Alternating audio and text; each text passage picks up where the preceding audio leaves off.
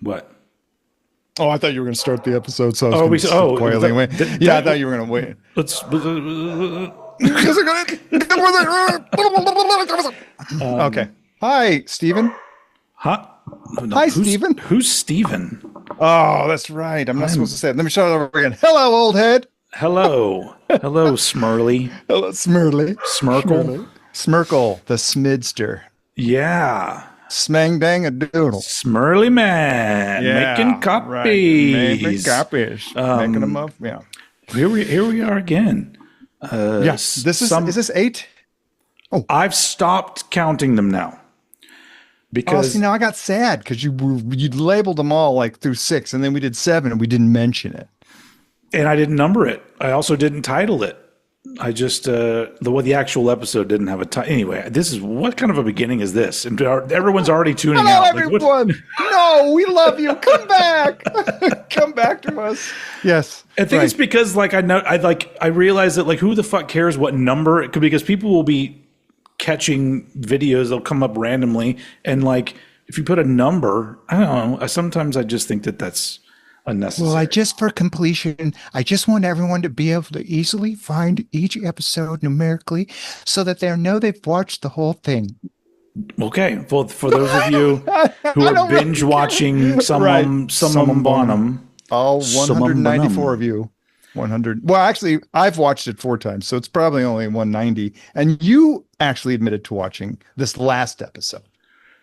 Yes, I did, because I was just curious, because it was that's my favorite one that we did, and and I just sort of like sometimes I'll go back and watch stuff just so I can like learn like what did we do right here and what could we do better. And honestly, that episode, I'm all like, I don't think we could have done anything better. I think that was highly entertaining and a lot of fun to do. That's why I'm so like, I want to nudge us into this territory, like what we're doing today, where we're going in depth on sharing something with each other. Yes. Last time it was sharing a movie. This time it's sharing an album.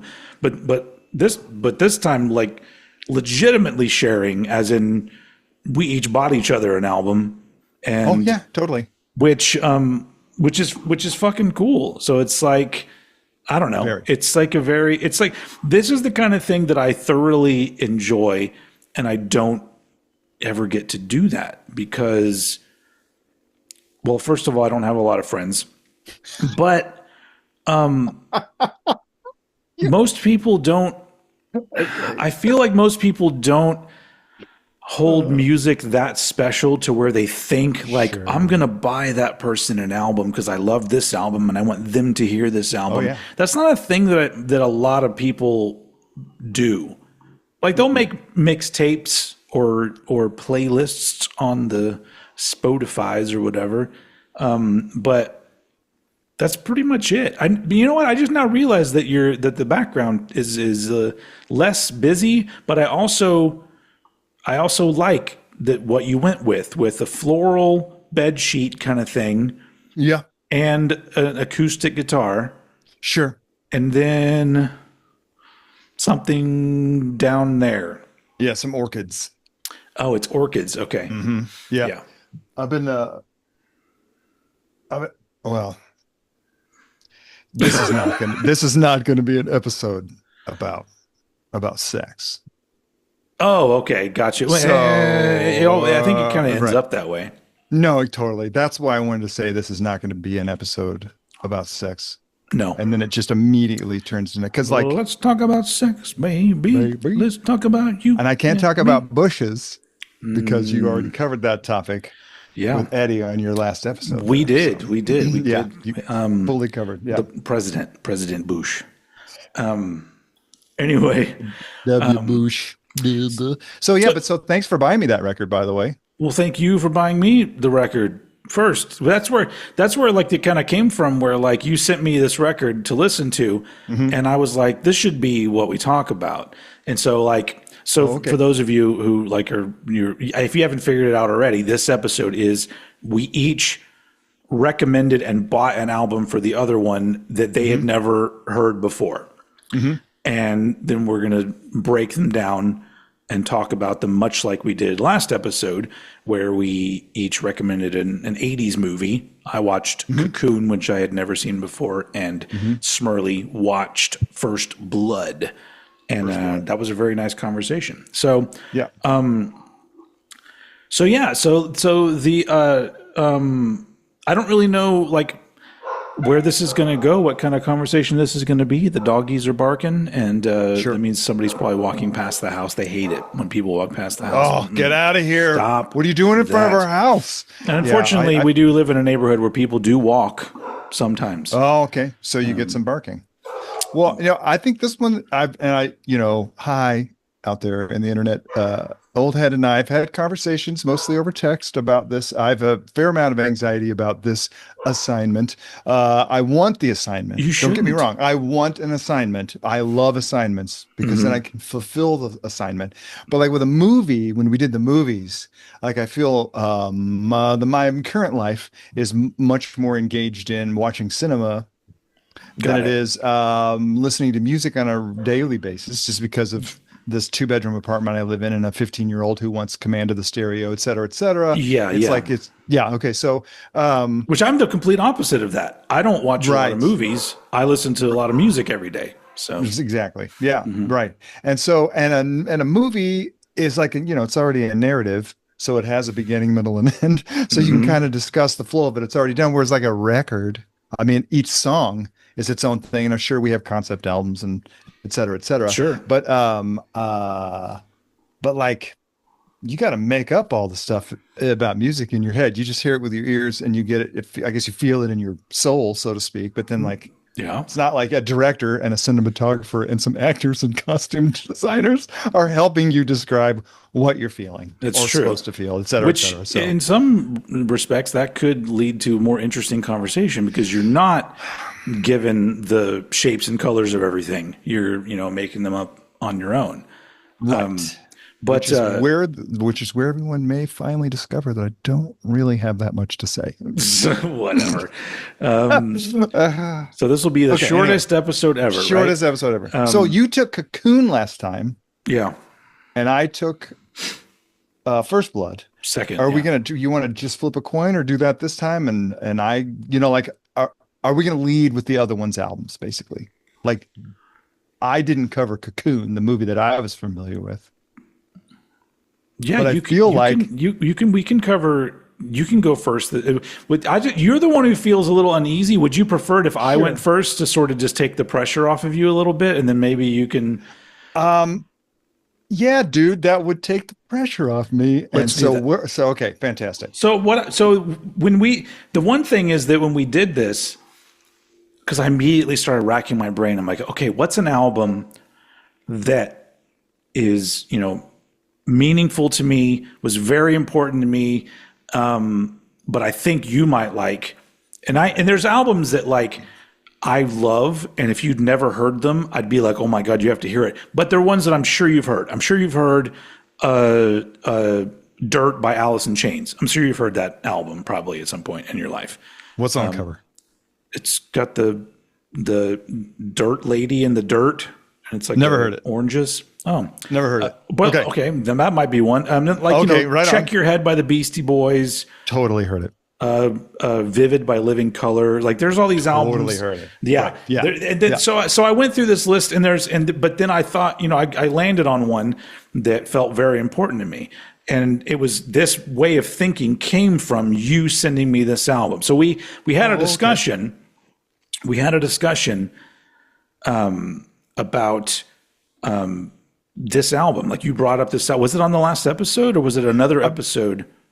Well, I think it was a previous episode because you'd done the favorite top 10 albums of 97. And I had a difficult time coming up with 10 records that came out in 97, though, ladies and gentlemen, We Were Floating Through Space by Spiritualized came out in 97. Yes. But I had preferred this record. And I had been talking about them, I believe, and you had felt, and I guess, we'll get into it, but you had felt that it was kind of electronica.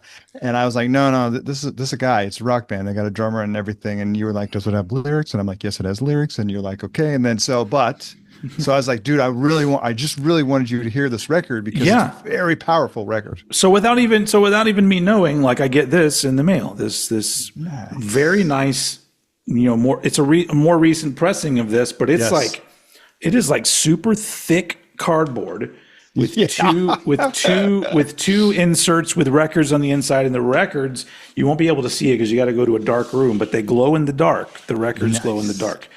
Which is kind of weird because nobody plays records in pitch black rooms, but you do now. Well, I couldn't because there's a fucking window right there.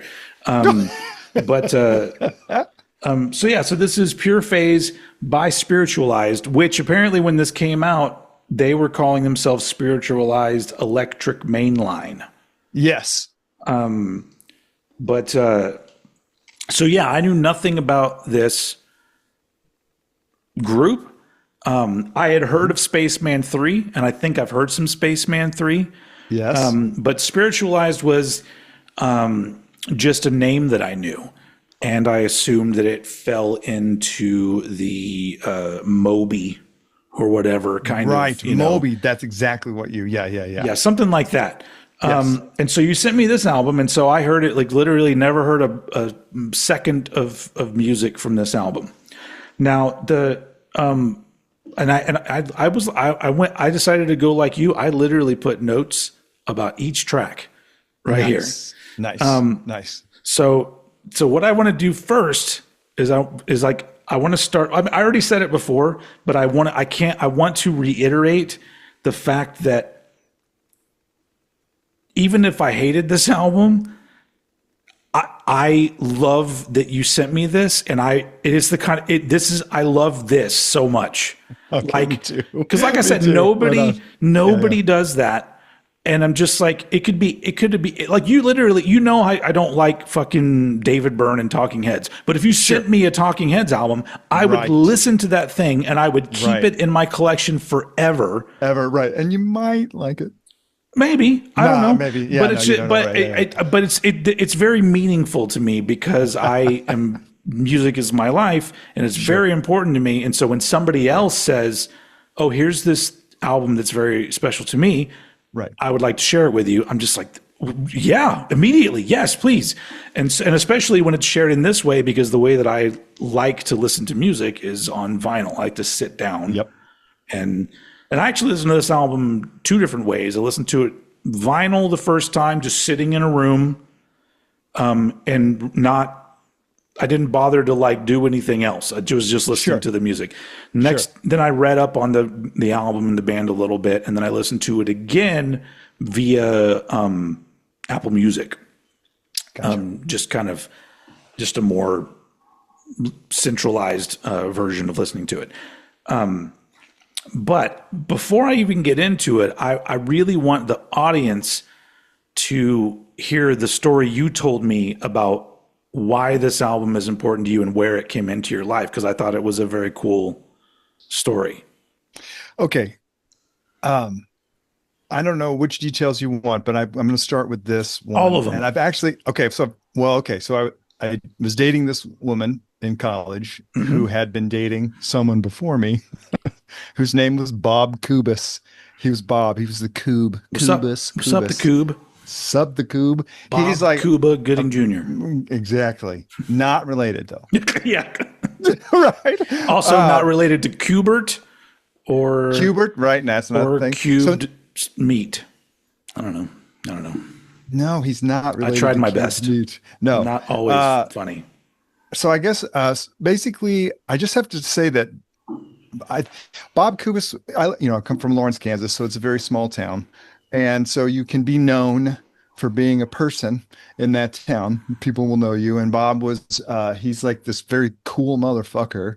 And he was just at every show and he's just around and he's very pleasant, very chill, very mellow, very cool to be around. You felt like, oh, you know what I mean? Oh, okay. Bob is here. You know what I mean? Like things were just gonna, he had that about his personality. He may still, I haven't talked to him in years. So he's not dead. I don't want to speak about him in past tense, but I knew him in past tense. So anyway, that being said, okay. Honestly, like I got to thinking about that story and I was trying to figure out which room I was in. Like, was I in Lawrence when he told me about that band?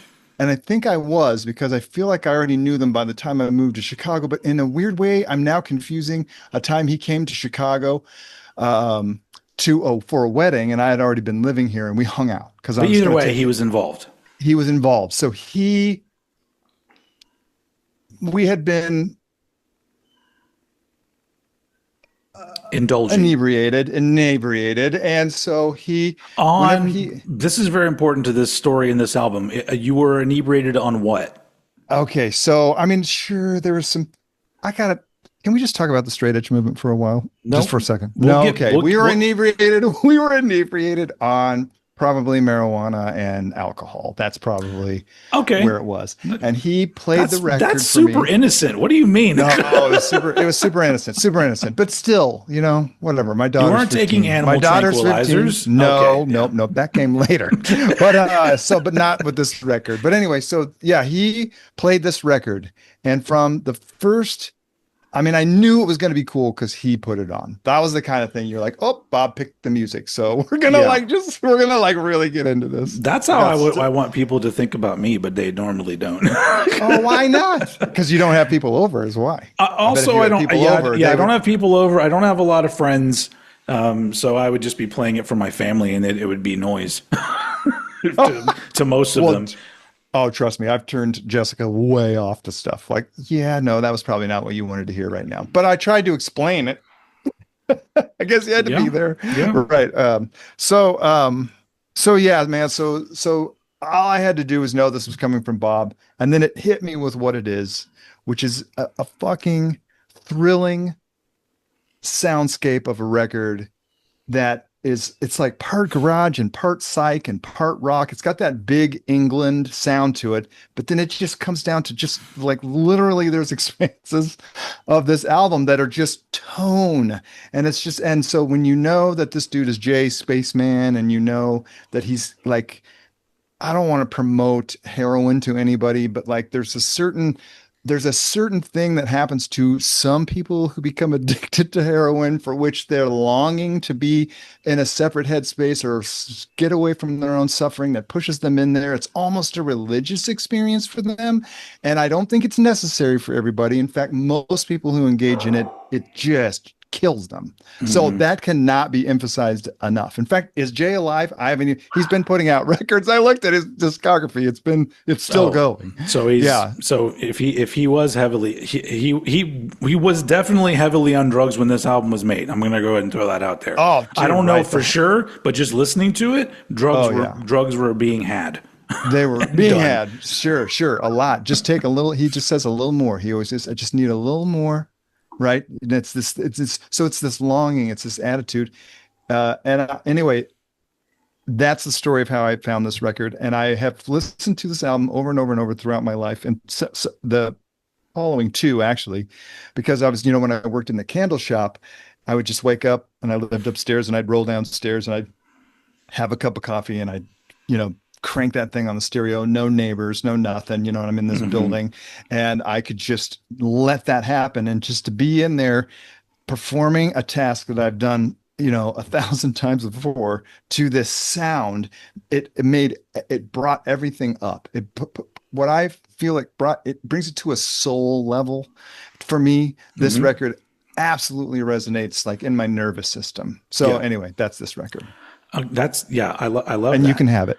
Yeah. What? and you can have it. There's your own copy. Buddy. Yeah. Thank you. Right on. Okay. Yeah. So two important things I do think that you talked about that I think, before I get into, this is gonna be kind of a roast. Sure. A little bit of a roast. Sure. But before I get to there, I have to say that I'm not the target audience for this album. Right. I understand quality. Of sonic quality, songwriting quality, blah blah blah, whatever. I understand these things. I've been doing music, writing songs, making music for most of my life, so I know what went into doing these songs. I know what went into writing these songs. I know what went into recording these songs. I understand.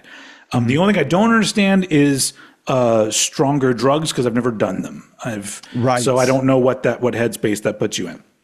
But for somebody who's into this kind of thing or into that kind of headspace, this album's really good. But also, this feels like a good album for if you're doing something else and you just need some music that doesn't kind of interfere. Right. This is good too. That can do that too. Yeah. It can do that too. Yes. So that being said, I got really annoyed at this album, but it's because Okay. the first song is really good. So here's what happened both times I listened to this album. So the first song is called Medication. Medication. So I'll read you my note I put for the song, and then I'll kind of expound on it. Is that the right word? Yes. Medication says, "Great song. If this kind of thing was the whole album, I would be a fan. It's rock, but layered with all kinds of sounds that give the song an epic feel. Sounds like the first song of what could have been a great album. It does, because it's not necessarily. None of these songs have choruses." No. But this one sounds like a really epic intro song, because an intro song doesn't necessarily just need to be instrumental or just need to be like 1 to 2 minutes long. It could be a 6-minute, 7-minute intro song that sets up an album. And this one has the best combination of what the album does in the first song, which is the soundscapes, the kind of psychedelic stuff, the droney bits, but it also has like drums and it has guitar in it, and it builds. It's a song that builds, and so there's a payoff to it. Totally. And so at first I was just like, oh man. So I could understand, like I could feel that what you felt with this song. I'm just like, wow, I didn't know this is what they were going to sound like. Okay. So then we go to track 2, which is called the slide song. The slide song. Yep. And I wrote, "I'm still in, even though this is where something more urgent should have happened. This sounds like more of the same, but it goes nowhere and has no payoff." Okay. That being said, the guitar melody is beautiful. It's very beautiful.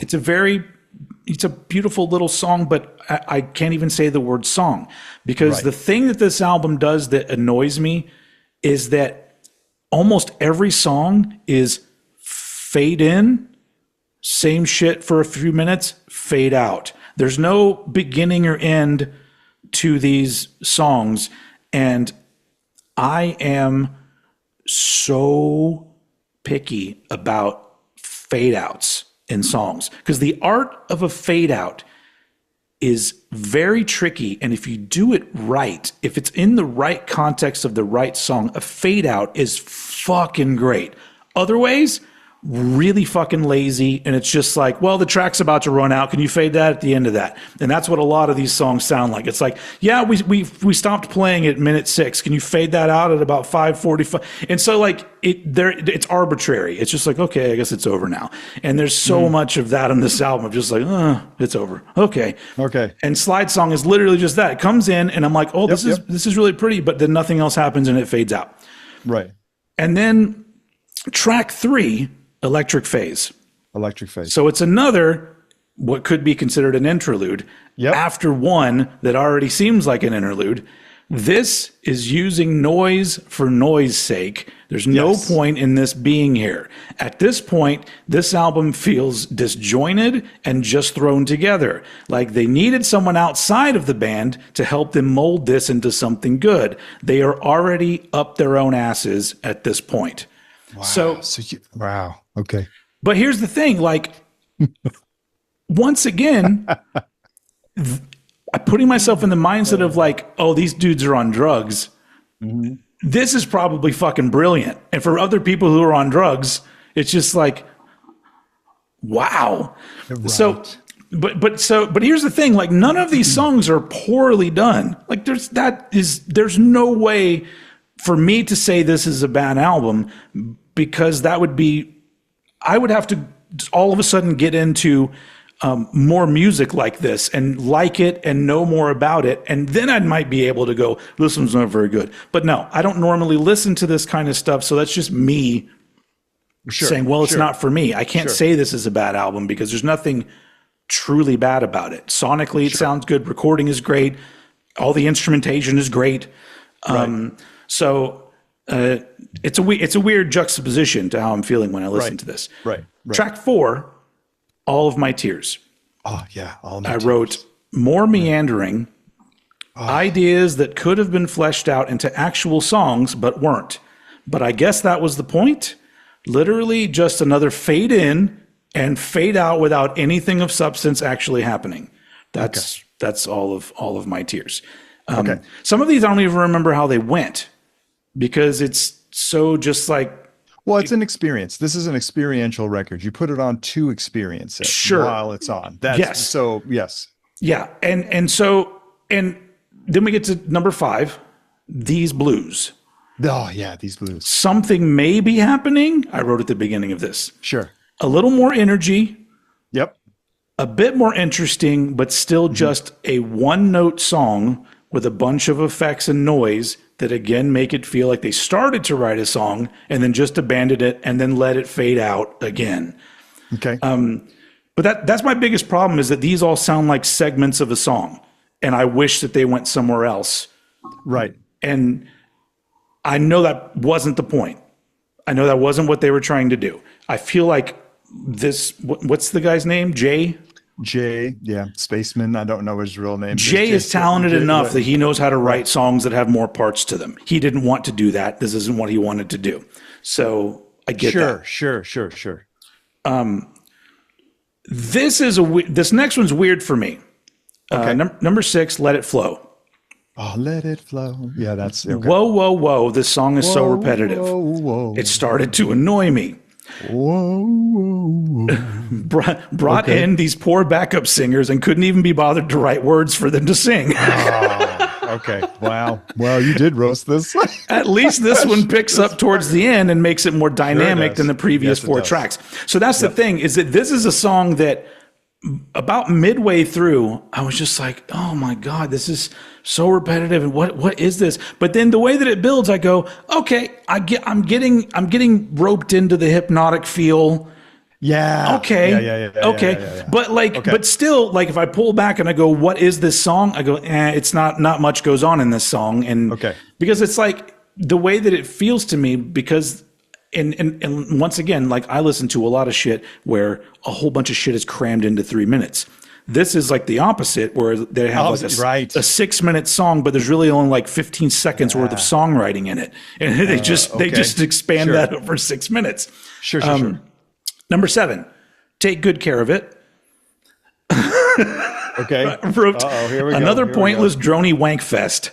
Oh, wow. Okay. This is, quote, we've got a lot of gear and effects, but didn't bother to really write songs. Just put a saxophone in it. Then it's jazz, right? Yeah, right. Yeah. And then it fades out again. Another fucking fade out.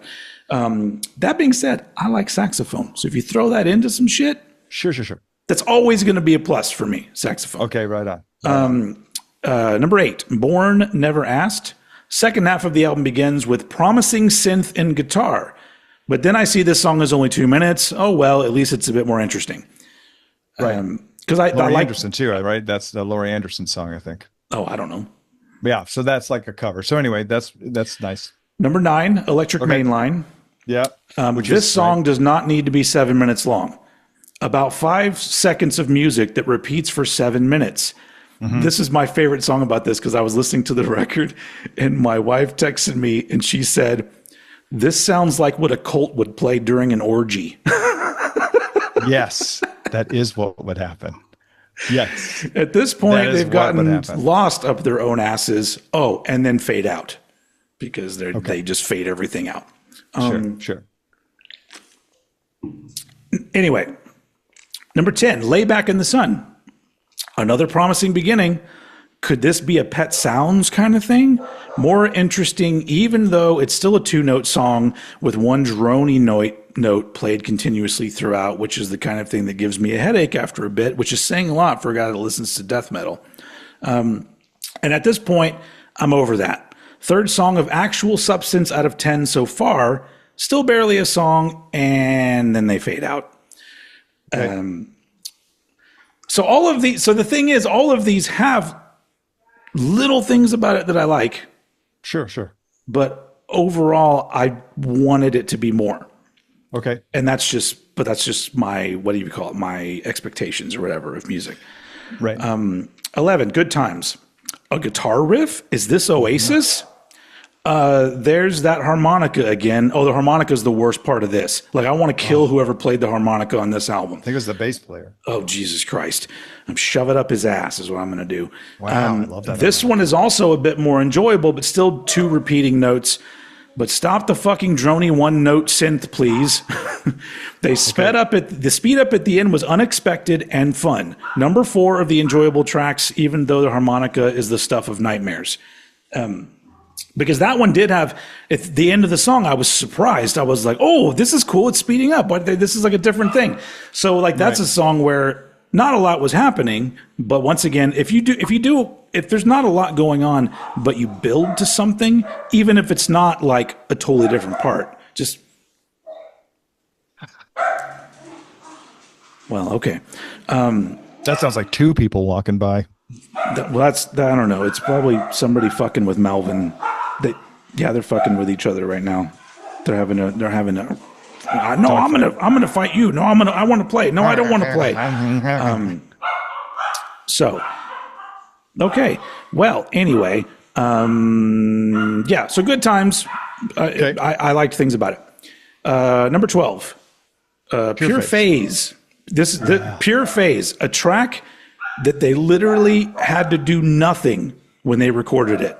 The sustain note and effect is on. Hit record, go do some drugs. It's going to be 6 minutes of this shit. So that's the kind of stuff that I look at and I go, that's fucking lazy. You guys were on drugs. Because there's literally, like the way the track starts, the sustain note's already playing. They literally just hit record for 6 minutes and then fade it out. Yeah. Okay. Right. Yeah. So, okay. But there's those 2 really interesting little interludes that happen with different voices at the end, which is very nice. But anyway, go ahead. Yeah. They do bring in other things. They bring in a couple. Yep. Sometimes it's little things. Sometimes it's tiny. Sometimes subtle. a little more noticeable. Yeah. Right. 13, Spread Your Wings. Nice guitar melody, and the synth is playing more than 1 note. Still just 1 repeating part that lasts 6 minutes, and strings, add strings to make it seem more sophisticated. At least this one isn't grating on my brain, because I really did. That actually felt like kind of a beautiful moment. So beautiful moment. Right. Yep. Totally. 14, Feel Like Going Home. Oh. Just noises like that. Wow. Just noise. Okay. Album's over. Why start trying now? Oh, here's some strings. Is this a reprise of some kind? It's hard to tell for sure since this album is repetitive to the point of nullification. The ending of the song feels like you made it out of the hellscape. Welcome out. Because it's really long. This album's really long. And it just has that 1 verse and then that repeated chorus or whatever. That's So that being said, those are all just me just kind of being funny old head when I'm listening to stuff. Sure. Because somebody like you come to me, you'd say this album is great, and I cannot tell you that you're wrong, because even listening to it again, like not on vinyl. Hold on a second. No problem, dude. The magic of editing. Yet again, I'm left alone to entertain Old Head's audience with Old Head gone. Will he do it? Will he be successful? Will he blow it? I'm going to go ahead and say that I've already caved in on myself and that blowing it is inevitable at this point. But, you can't be successful every time, or you wouldn't know what success was. You know what I mean? If you were successful all the time, you'd just be like, this is normal. But,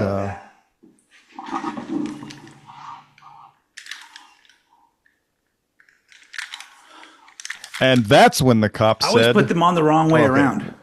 Right. Well, somebody told me a story that the chord always comes out the left. That the what? Chord always comes out the left. Oh, it does? That was a story that someone told me that. Well, now I'm going to have to remember that. Yeah. So anyway. Yeah. Because like when I listen to it again, like Apple Music, just actually headphones, because I don't listen to headphones on records. It's just in the air. You can hear like, I don't know who produced the album, everything sounds. I believe Jay did. Oh, well, shit. Everything sounds fucking incredible. Like, sonically speaking, Yes. like, It's tasty. like, that's why I'm saying, like, if you're into the kind of music that you just kind of get lost in, and there's a lot to get lost in with these songs. 100%. And yeah, and it just, I was impressed with that, with that aspect of it, the layering and the what's the word I'm looking for? I don't want to say psychedelic because I wouldn't really call it necessarily psychedelic. It's heady, soundscape stuff. Yeah, it's soundscape stuff. It sounds deep. That's what I'm saying. Like it sounds it's very far into the music. Like it's not right here. It's not just drums, bass, guitar, singer. Right. You got to dive in. Washy. There's a lot going on in there. Yep. And Yep. that makes it pretty enjoyable. Like knowing what the album is, and then being able to go back and listen to just like, well, how is this put together? Mm-hmm. You know, that was like fascinating because that's the part where I started to go, okay, well, the point of the album is not song structure. Like, nope. There's no point. That doesn't matter. And so really, like, the second time listening to it, the only gripe that I have is I don't like that everything constantly fades out, because I think it takes me out of the album. I wish that they had at least maybe just led tracks into each other, because it would have been. This is 92. So it was early. Oh, this was 92? So I think it was 92. Well, they could still connect tracks, but no, totally. But I'm just saying that this thing that is happening is, I mean, that was pretty early on. I mean, for this. I mean, well, like, for instance, did you get into Space Hog and Pulp? And I know you're into Oasis. Like, what years are Oasis? Oasis' first album is 95, I believe. Okay. And then Pulp is earlier than that. I like some Pulp, and I like some Space Hog. I think I only know one song by Space Hog. Right. Super Furry Animals. Did you get into them? Super Furry Animals? Actually, very briefly, I saw them in concert too. Great. They were great, right? They were great. I don't remember what album it was that I saw them on. But first they were really good. So, okay. So if you want to talk about adjacent music to this that I love, Flaming Lips. Oh, yeah. But here's the thing. Flaming Lips will come at me with a drony, spacey 6-minute song, followed by a nice little sort of poppy Beatlesque ditty or whatever. So I think the thing that took me out of this album was just the kind of the lack of variety.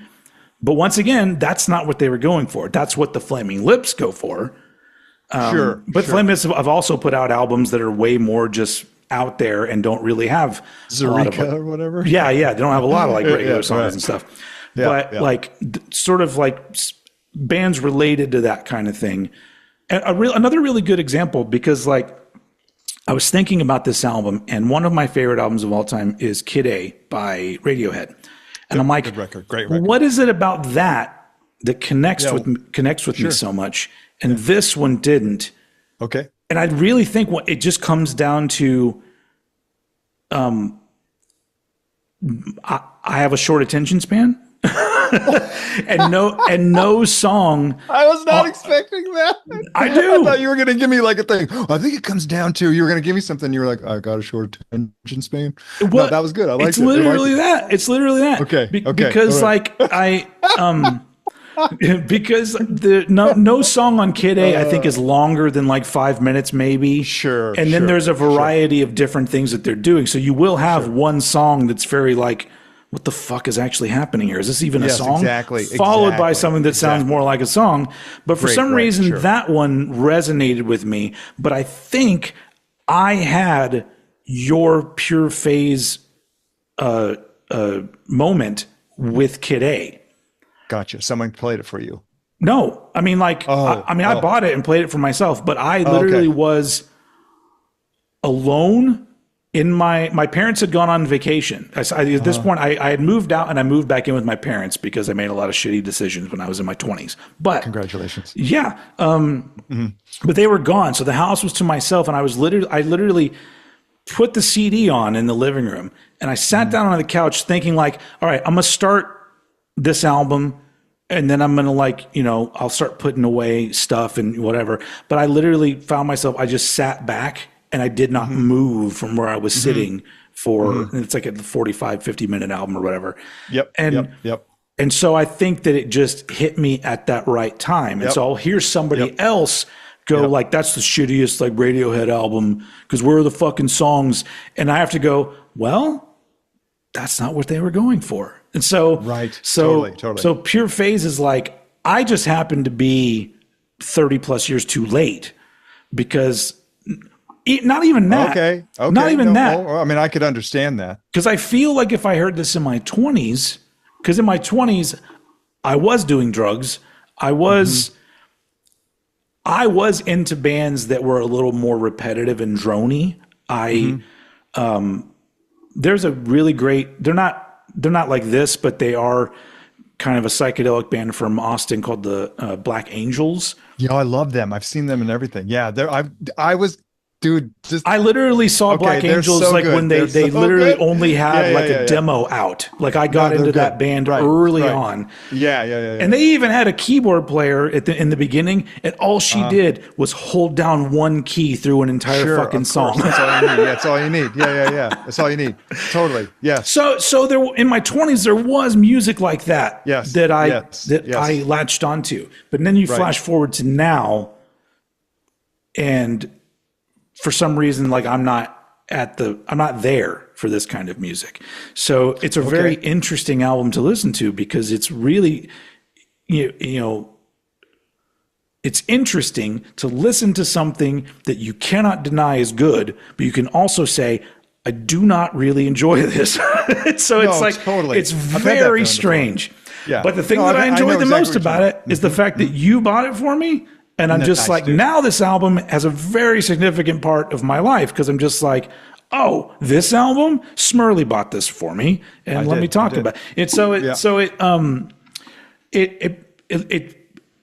probably the best way that I could have heard this. Because if I had just randomly listened to it on my own, I would have been like, fuck this, and I would never have stopped. I would never have given it the attention that it deserves. So my if you haven't noticed, my goal here was kind of to shove all of this critique in your face, and then at the end of it go, you know, it's pretty good. It's actually pretty good. But, you know, or not. No, it's good. It's a good album. Yeah. Okay, but that's good. It's good. We like it. So it was really fun to listen to something I wouldn't listen to, but really get to dig into it. Like, what is it about this that's good? What is it about it that I don't like?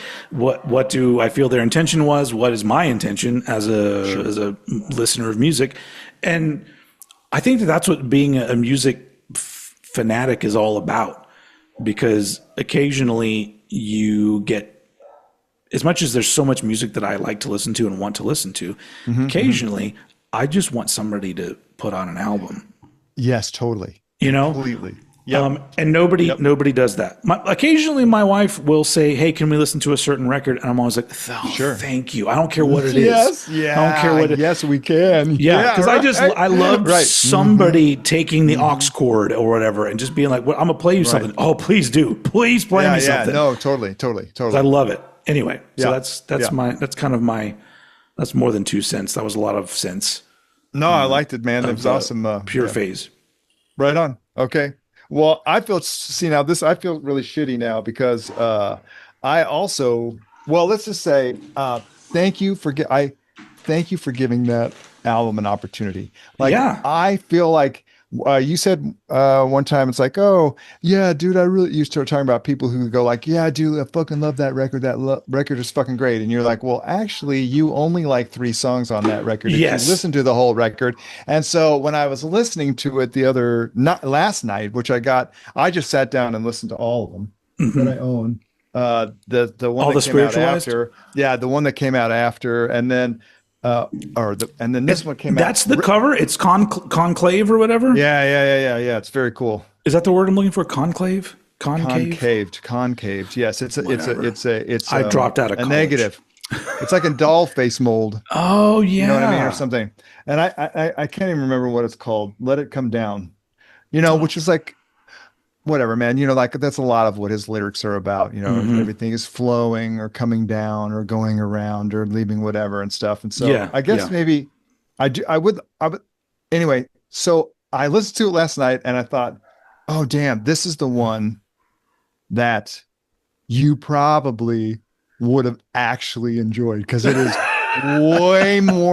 it's way more varied and it doesn't rely on just those one note as a person who meditates. Oh, I'd love to learn how to meditate. 5 minutes a day and then do that for a couple of weeks and then try 10 for a couple of weeks and then try 20. I can't shut my brain off though. You're not supposed to shut your brain off. Well, it'll do it on its own. It'll do it on its own. You can teach me sometime. Maybe that'll be one episode. You teach me how to meditate, and then teach me how to Dougie after that. Wait, Dougie? It's a song. Teach me how to Dougie. I don't know this one. It's a rap song. Okay, pass the Dougie on the left hand side. No, that's a good one. I like pass the Dougie. All right, okay, all right. This is my favorite thing about Buddhism. People would ask the Buddha all sorts of questions and he would go, here, hold this flower. And then people would go, this is the fucking answer. You know what I mean? 1,000 people, 1,000 paths. I don't know. I can't tell you. You're going to have to figure it out on your own. But it's called a practice. Okay. Meditation is called a practice because you're not going to get anywhere, but you're just going to keep doing it. And you'll notice things happen as time goes by. That's all there is to it. I highly recommend a book called Zen Mind, Beginner's Mind. And that when you start to meditate, it's actually one of the most exciting times because when you take position, you take the position with millions of others throughout time that have all done it. And this is your head, by the way. You're seated anyway. So yeah, it's pretty awesome. But Zen time, beginner Zen time? mind. Oh, I like that. You should write a song. Zen time, beginner's time. I like it. Zen mind, beginner's mind. Beginner's It's a good book. Yeah. Interesting. Like, I guess this is like, if we're going to if I get to talk about, like I talked about how I got this record, how I found this record, and now you're going to give me what your critique. Oh, okay. We can move on. We can do it. But I just would like to say about. Oh no! Were you? I thought you were already. I thought you were. I was going to. But I kind of wanted to say. I'll talk about it. No, I feel like getting high. Like this is the deal. What? I mean, I feel like I was in the straight edge movement. We've talked about this before. I didn't do anything. I didn't drink. I didn't do anything. I didn't want to. I didn't care about it. I was kind of hyperactive. I was always joking and rumping and ramping. I didn't want to feel it. I felt like what, that whole living dead thing or whatever. Like I felt that. I didn't feel that about other people. I didn't want to push anything on anyone else. I lit like straight edge in the very beginning was literally a choice that you made for yourself. Yes. And you just did it and you didn't talk about it. It was like, no, thanks. Hey, you want a beer? No, thanks, man. So and then that was it, right? Do you see what I'm saying? That was the end of the situation. It was a personal decision that you made for yourself. Mr. Ian MacKaye, he kind of fucked up in the song Straight Edge because he added that line, at least I can fucking think. At least I can fucking think. That's the problem, is that the whole rest of the song is him saying, I don't drink, I don't smoke, I don't fuck. But then he says, at least I can fucking think. And I'm like, okay, well, that's kind of accusatory to everybody else. Exactly. So if that's where the asshole straight edgers came from. They're on that part of the song where I know, which I know Ian didn't mean that. And I know when soon when he got older, he was like, God damn it. I just needed to rhyme with drink. And there's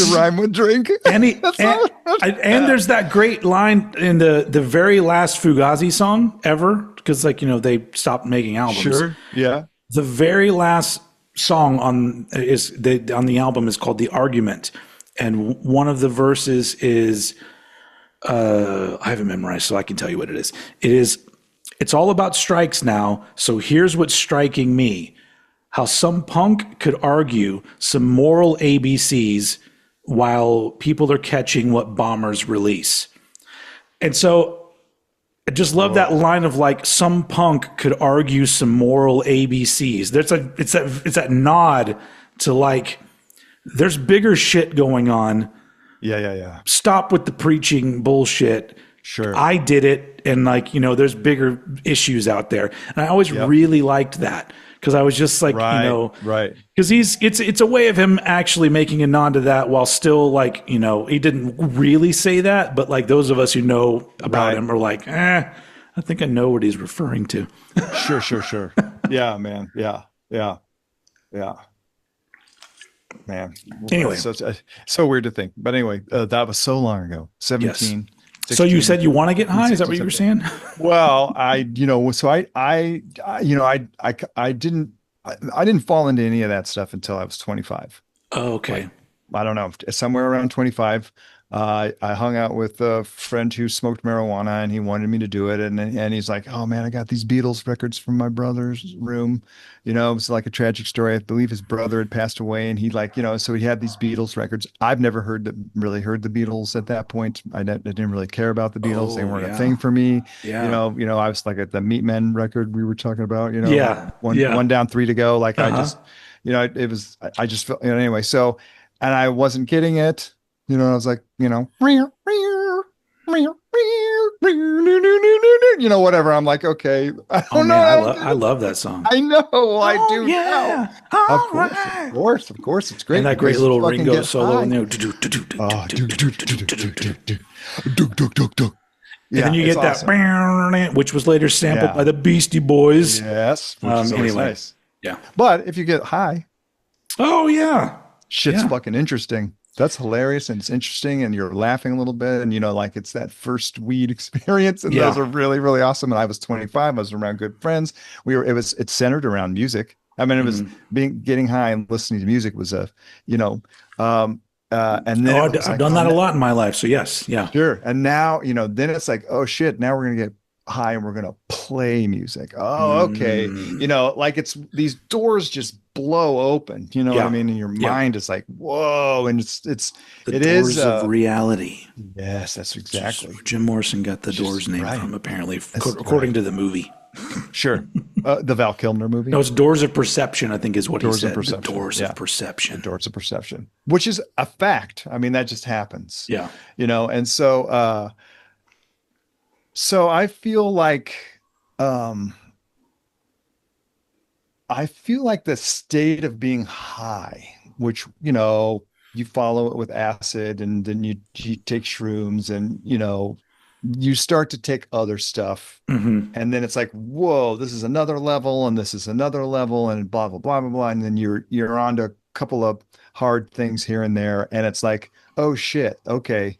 This is why people do this, because you are fucking egoless. Like you disappear, and it's not because you go into the void or you disappear into nothingness. You disappear into everything. Mm-hmm. Okay. And it's like, wow. So when he does these fade ins and nod outs and nod ins and nod outs and nod ins. Oh, you think it's a heroin when reference? He does this? Oh, and it's like you're hearing something. He's got something in his mind who that is happening, that he then starts to talk about in mid-sentence, and he's going on about it, and it feels really, and then he goes, I don't know, man. No. So I feel like he's like, so it was an artistic choice to do it that way. Could have been.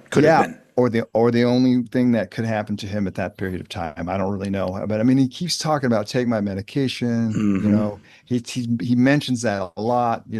It's and on Ladies and Gentlemen, We Are Floating Through Space. I mean, when he's talking about the spike in my arm and my spoon, I mean, he's being very, very blatant about what's going on, whatever. Yeah. But to me, when he, after all that shit, and that last song feels like feel like going home. Hmm. So simple. There's just a couple words to that song, Yeah. and you just know that like a lot of people, Jay feels things vividly, Hmm. right? Like a lot of people do. Most people do. Yeah. If okay, and and that hurts him for some reason. I don't want to be like cry for Jay or blah, blah. I'm not trying to do any Sure. of that stuff. I'm just trying to say if I think about myself as a kid, like 5, 6, 7 years old, and like one person says the wrong thing, and then you're like, oh, and then like you get a weird, you build up this armor about, and then sometimes you shut down, and other times you just pop, you go further so that you're just barraging life so that it can't really get to you. Do you know what I Hmm. mean? There's an armoring thing. There's all sorts of ways to cope. There's all sorts of mechanisms that as you develop as a person over time, Or just or you don't, and that's why some of us turn to drugs and alcohol. So well, and some of us do that for, yes, that's yeah, absolutely fact. And then others. So anyways, yes, there are a lot of different reasons. Okay. So, because, I it's I never easy did to any talk like yourself up on I this. never did any like hallucinogen type things because I was always worried about feeling out of control. So I never even did mushrooms or anything like that. My drug experience was marijuana and cocaine for a little bit when I was in my 20s. But cocaine was Okay. fucking great for me because it was like all of a sudden you get hyper focused and you feel very social. And I'm not a Yes. social person. I'm very nervous, and that like Okay. I got rid of that shit. Oh, immediately. Yeah. Immediately. Yeah. So anyway, I feel like his dealing with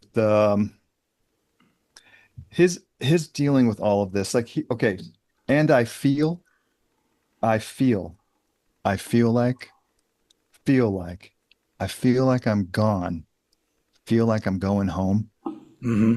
I mean, dude, death is like this thing, right? It's like the whole fucking purpose. Hmm. Like we get born into this illusion with a finite amount of time, and we have to wrap our heads around that somehow.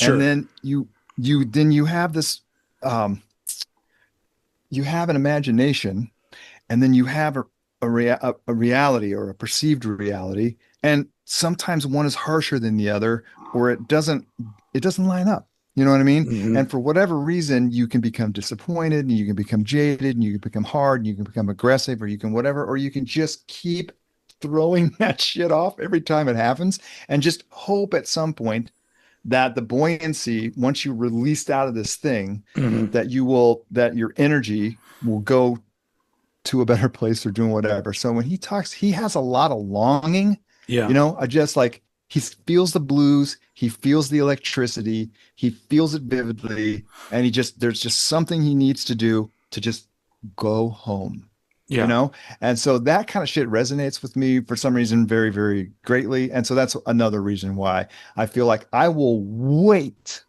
through. Yeah. I will wait 6 minutes through that shit for him to Hmm. go, and I feel like coming home, Hmm. going home. And then you're like, "Ah." Yeah. Yeah. like nipples hard, like that shit just awesome. So anyway, he's a master at that.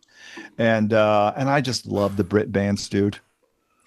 Yeah. I am such a Brit band fan. I'm such a I love a lot fanboy. of them, but there's a, yeah, there it's a, you know, I mean, it's very clear that I'm more of a straight, I'm more of a busy rock and roll guy. Like I want, like my favorite bands Yeah. are, they're all rock and or metal bands, but almost all of them are ones that there's a lot going on. Like in Yeah. songwriting wise, or changes or time signatures or whatever. And, or sometimes it's just, yeah, or it's just like, a good written pop song will do it for me. Right.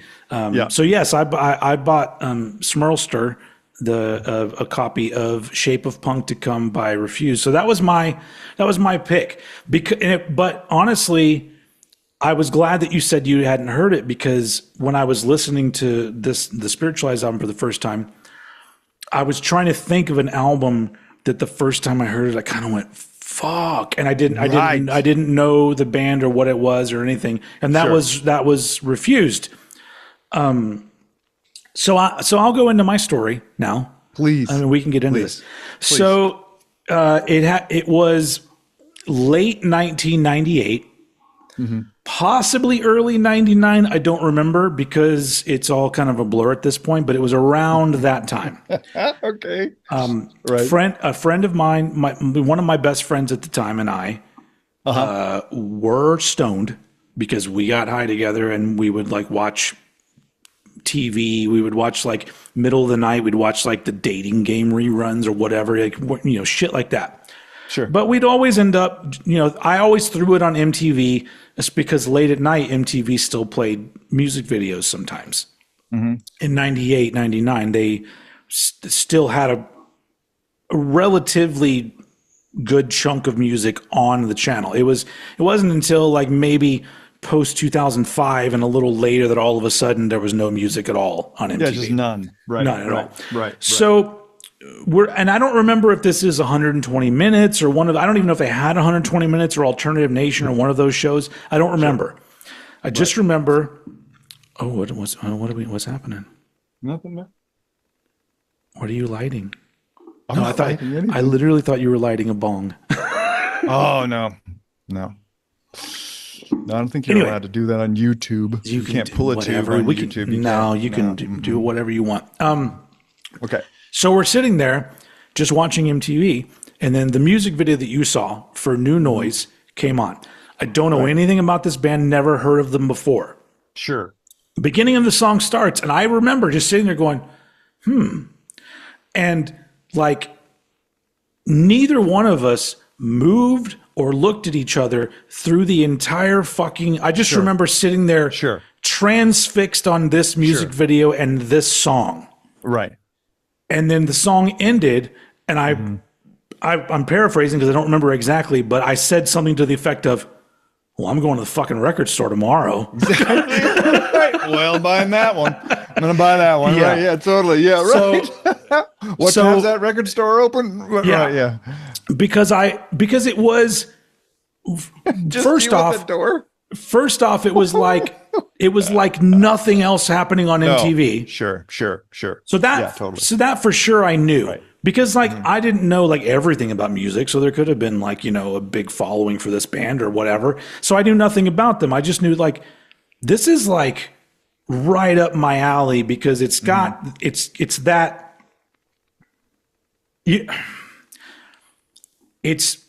too noisy and screamy for, you know, people that maybe just like punk rock music, but it's also not like heavy or metal enough for metalheads. It's kind of this weird, you know, it's hardcore, but even then hardcore music fans did not like this album when it came out. Sure. So it was this, I love when I hear something and I go, I don't know where this belongs. I go, hey, guess what? I don't know where I belong either. This music speaks to me. And so the song was just great. So the next day, I went to the record store and I bought The Shape of Punk to Come on CD. And I just listened to it all the fucking time. I didn't even pay attention. I mean, I paid attention to the lyrics, but I didn't really go reading into all the stuff right away, because it was musically so rich and had so much going on in it. Right. That and it was one of those albums that you crank it up in your car stereo and it sounds amazing, really loud or really quiet. Right. Like the production is in a certain way where it just sounds fantastic. Yes. So I had it on a loop, and the funny thing is that like, and I didn't know this at the time, people who were already fans of Refused, which I guess mostly would have been in like Sweden and stuff, and maybe some in America, but they didn't like this album. And a lot of people I played this album for did not like this album. I had one friend, one of my good friends. He was he got into this just like me. And, but for the most part, it was an album where I was like, okay, well, I guess it's just another one for me because nobody seems to like this. That's mine. Okay, right. Gonna claim it. Yeah. Flash forward to probably not even 2 years later, and people start coming up to me like, have you heard the Refused album? I'm like, motherfucker. I played that shit for you. Right. Yeah. But this happens a lot. Like, there are certain albums that like I latch onto because they're so kind of different, but not like the albums that I call different. They're not hard to get into. They just are challenging for like normies, I guess. So, which refuses that this album is that kind of album. I don't think it's difficult to get into this album. I just think people that kind of want a certain kind of thing, this has too many odd parts going on in it. Right. But albums like that, especially ones that down the line get critical praise, you'll have all those people falling in like, oh, I always love that album. And I'm like, no, you didn't. You didn't. You did not like the album. Shut the fuck up. Right. And this is one of those albums where it's like it became a bigger deal and people started to catch on to this album so much so that it inspired other bands. Yep. Fucking Anthrax covered New Noise on one of their albums. Like they're a thrash metal band and they did a cover. Totally. They did a cover of a few songs. So it crossed over to where everybody fucking loves this album now. Like it is now. So if you want to go back to early 2000s, so let's say by like 2005, 2006, it's now become a really big deal. Even bigger because now we know that the band broke up literally just a couple months after the album was released. Because it wasn't received well and because they weren't getting along with each other. And then they had some bad shows where nobody was really coming. And I think that, I think if I remember the story right, I think in the documentary, they probably have footage of it too, where they had a big fight, decided they were going to break up, and they said, you know what, we're going to play one more show. And they couldn't even play that show. They played a couple songs and then the cops came. Right. So, but what this album did for me was there's a few albums that came out in my lifetime that musically, creatively speaking, pushed me forward. You go all the way back to the early 90s. Nirvana Nevermind is the biggest one for me. The biggest example of an album blowing my mind, but inspiring me. Right. And then you get a little further, a couple of years later, like Helmet, Meantime, that's an album that really pushed me forward. Just like there's these random albums that fit into this weird area of my life where I wanted to make music because I didn't want to make Metallica music. That's my favorite band of all time. I don't want to make that kind of music because that's not what feels natural to me. Right. This kind of music. And you don't, which is interesting. I don't. Yeah. That's what Refused was more, I didn't want to make music just like Refused, but it fueled that thing where I started writing songs and it really like started to seep into stuff that I was writing in the bands that I was in. And it was because of like even take out the little electronic interludes. You take out the political lyrics. The interplay between bass, drums, and guitar, and the creativeness of the different parts.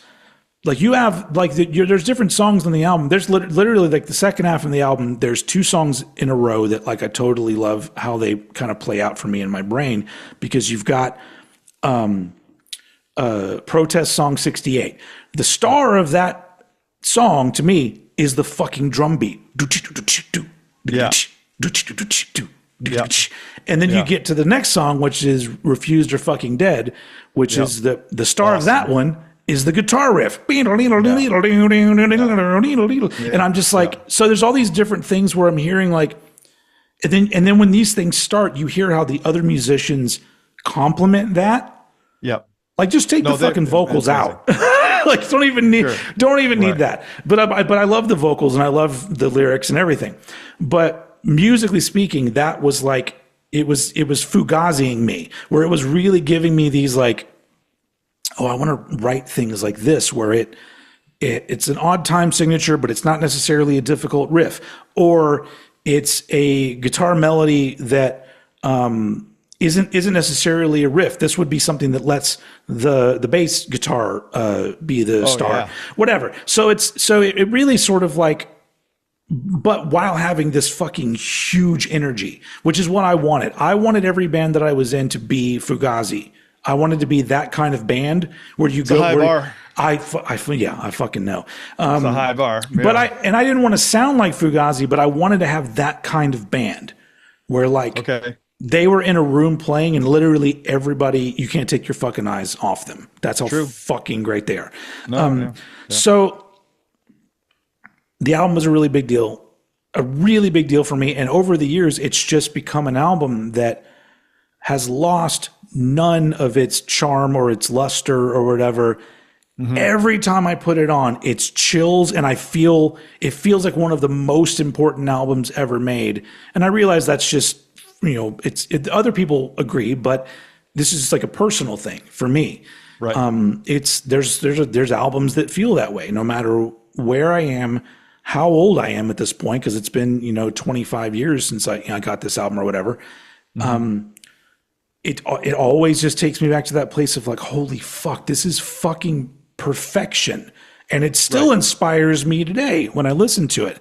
Right. And inspired many other people. There was a band in Austin. I don't remember what year they came out. They were like 2003, maybe. They were a band called The Rise. They were literally just a ripoff of this album. Okay. So much so that their album had the electronic interviews, the interludes, the singer did just the same thing. The riffs were very similar. Right. And I didn't even fucking care, because I was just like, good on you guys. We're, great minds, right? Right. But so anyway, so that's why like it was one that I knew for sure you probably hadn't heard. So that's why I tested the waters with that. But also I'm like, you have a background in punk rock and socially minded, politically minded music, activist music. And so I was like, all right, I think this is one that will resonate with you, but also really resonates with me. So that's why I chose to send it to you. So I guess now I'll throw it over to you.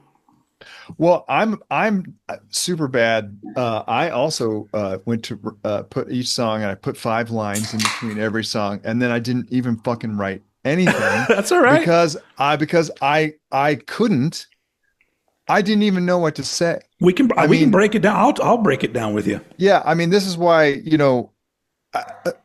first of all, I will admit that the second I pulled the record out of the box, which was the shittiest pack job of a record I've ever seen. Did it get messed up at all, though? Oh, see how it got bent. It was just, it was in a huge box by itself, just banging around in this box. That's Amazon for you. That's what they do. Oh my God, dude. I couldn't believe it. So bent down here. Anyway, no big deal. It's a punk rock record. Now I can do this or whatever. Yes. But when I saw this is immediately, I like the color palette. I like it's a 60s, or even, it's like, it's got the jazz thing. It's got the beat thing. It's got the whole, it's got everything it needs to have. It's got the protest. It's got the dancing. You know what I mean? Which is like, I feel like the only band the first, like the Clash, they could write a song about a relationship, or they could write a song about the fucking revolution in Spain. You know what I mean? Like, they just could, and they could make it seem cool. Yeah. This is Radio Clash. This is, I fucking love that song. Right. They could do it like we're going to party with you a little bit, but we're going to teach you a little bit or whatever. Mm-hmm. This thing was immediately like, and then, wow, I got a lot to read, which is great. Like, if you're going to do this is perfect. Yeah. The chain symbolism, the whole thing, the prison, you know, which is so great because Yeah. you have this and then you have prison, which is, you know, something we don't think about, but it's huge in our life. And then, oh my God, you know, that's amazing. Yeah. I mean, Even the artwork, I think that's inspired by another album that has a very similar artwork that was inspired by a different album that has very similar artwork. It's literally just like borrowed and borrowed. So, yes, totally. It's yeah. like that London Calling thing was that Elvis record. I mean, it's like a throwback to that, you know, Yeah. with the pink writing and the green writing. But like, and then as soon as it was like, oh, okay, it's the party program, I was like, perfect. Yeah. You have the party, right? Or you have the party, but it's the party program. And so they're going to do that. So I was immediately captivated. The Uplift Mofo party plan. Exactly. This kind of shit. George Clinton did that really good, funkadelic, you know, and all that kind of stuff. It was awesome. So when I pulled the thing out, great. A lot more to read. Yeah. So I'm immediately like, Crass, you know, you could get a Crass record and you didn't know there could be a poster in there. You could get a crucifix. They had, you know, just posters and just all sorts of anarchy shit. Was amazing. Yeah. Blow your mind. You were like, oh, okay, great. I'm in Kansas, but I guess I can also think this way because this is really amazing. These little snippets with like little museum notation. The whole thing is fantastic. And then to take it out and it looks again, they stayed so fucking true to the retro vintage thing. Yeah. And this is a great pressing. Also a really good quality record. Anyway, I put it on and it starts out with that little classics. They say classics don't go out of style, but somehow they do or whatever. So I'm like, great. I don't know what to expect. I mean, with that name, they could be anything. Yeah. And with your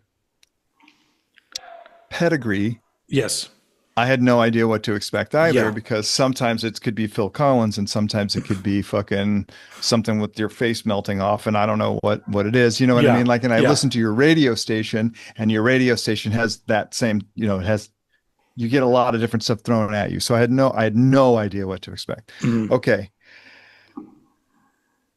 Dude, I was immediately drawn in. Like it immediately, it spiked the adrenaline gland and just went, whoa! Like it was like, it just, whoa, okay, we're going to do this. We're going to go for this. This is amazing. You know what I mean? Like when that guitar comes in, and again, like you said about the Pure Phase record, however the fuck they recorded this thing, they did a great job. Yeah. You can hear the squeak of the drum.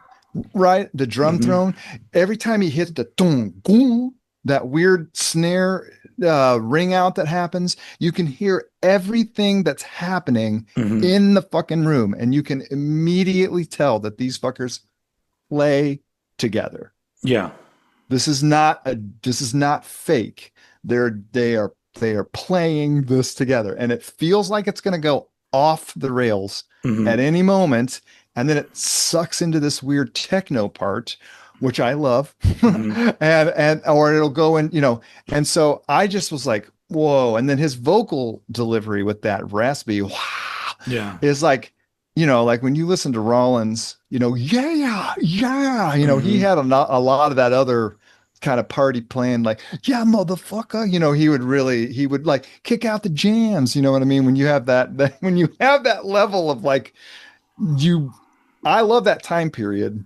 Sure. So MC5 and Stooges and all that stuff, it's like that was when rock and roll was dangerous, I feel. And so I like it because it makes me feel good. You know what I mean? It makes you tingle or whatever. Yeah. So they pulled that shit off really, really good, which is actually, dude, why I'm surprised you have not been into Rocket from the Crypt, because they have the White Panther Party thing and they really got into that thing for a while. And then they had this big rock sound, which is, but anyway, we'll get into that later. they fall too much into the garage rock category.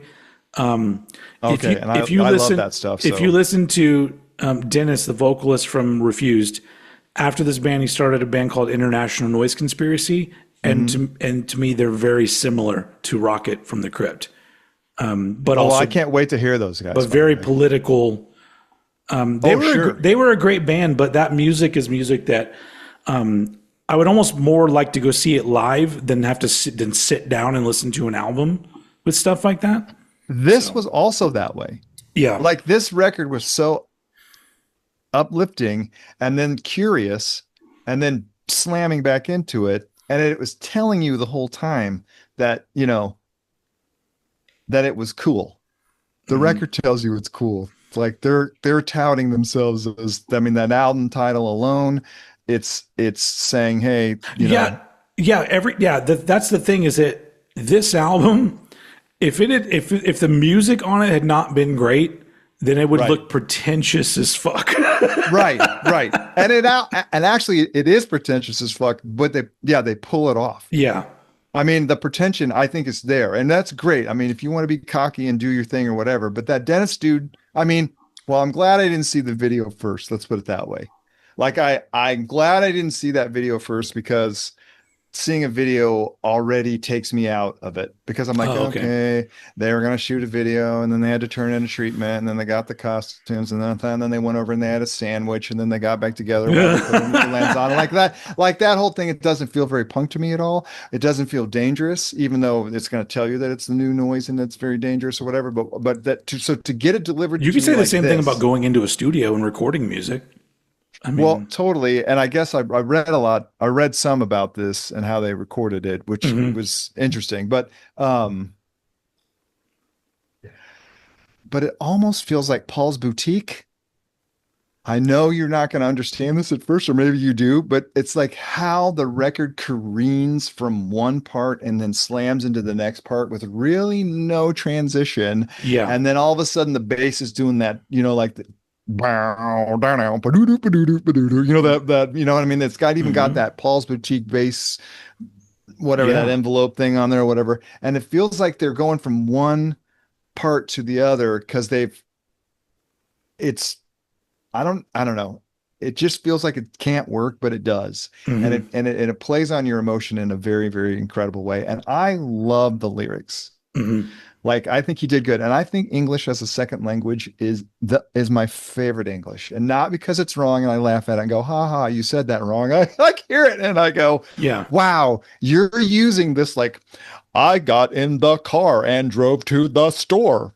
You know, like this fucking English is just like, especially how like we use it on a day-to-day basis. It's like, sure is nice out.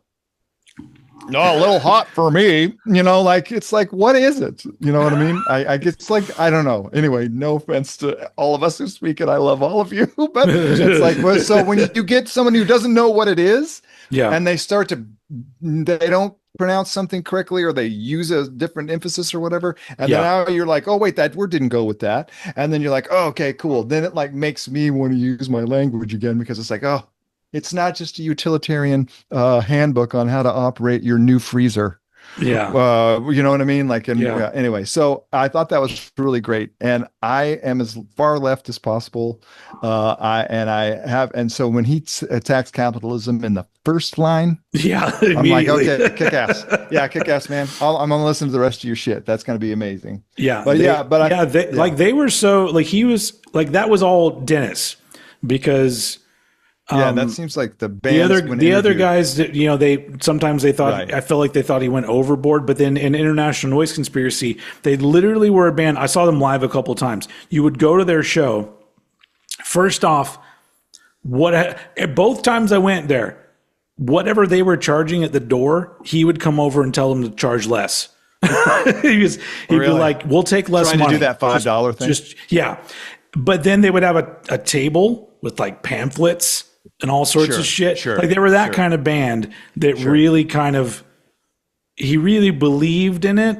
But also I feel like a lot of those bands, like that's the thing that you have to be very intelligent, unfortunately, because I think that once you start, if you don't know how to think critically about things, somebody comes at you and says capitalism sucks, and your immediate response is going to be, well, you charge money for your CDs. And I'm like, you don't fucking get it. You don't fucking get it. So it's like, and that's what happens with bands like Rage Against the Machine, where people just don't fucking understand that it's not just cut and dry. And if you don't, if you like in the terms of Rage Against the Machine, if you don't play the game, your message doesn't get out. So it's almost like they literally got into the machine, the fucking major label record machine, and put out the music with their message that they wanted. And therefore the message got to more people. And so, but people just they immediately cut off and they're just like, well, you're raging for the machine because you charge money for your concerts. And it's like, have you really looked into like how much they take home? Like, and what are they doing with their money after the fact? So it's so I remember people complaining about International Noise Conspiracy, and I'm just like, you guys, you don't fucking understand. Like, we all know that we don't have a definite answer to how to make things better. We can all say that things are broken and don't really work and are fucked up in a lot of ways. Sometimes maybe somebody does have an idea about how to make things better, but then you're going to have 200 people that are like, fuck you. It's not going to work. True. No, true. Yeah, no, immediately too. Yeah. By the way, immediately. So before you even get your fucking thought out, people are like, yeah, you suck. That sucks. And you're like, oh, come on. But it's because people can't think critically about things. People want there to be A or B. They don't want there to be A and then 1,000 different iterations of A going into B. And then you got to figure out in there, well, where do we go? And those because it could be going over here to the right for a second, but then we got to zip over here to the left in order to make this work. But like most people don't want to think that way. And I get it, because there's something, they say ignorance is bliss. And I'm just like, it must be nice just to be able to be like, fuck you. And then you go to bed, and then in 80 years you die, and then that's the end of your life. Oh, you wake up, fuck you, good night. Yeah. Fuck you. Yeah, right. Yeah, totally. Yeah, I mean it's but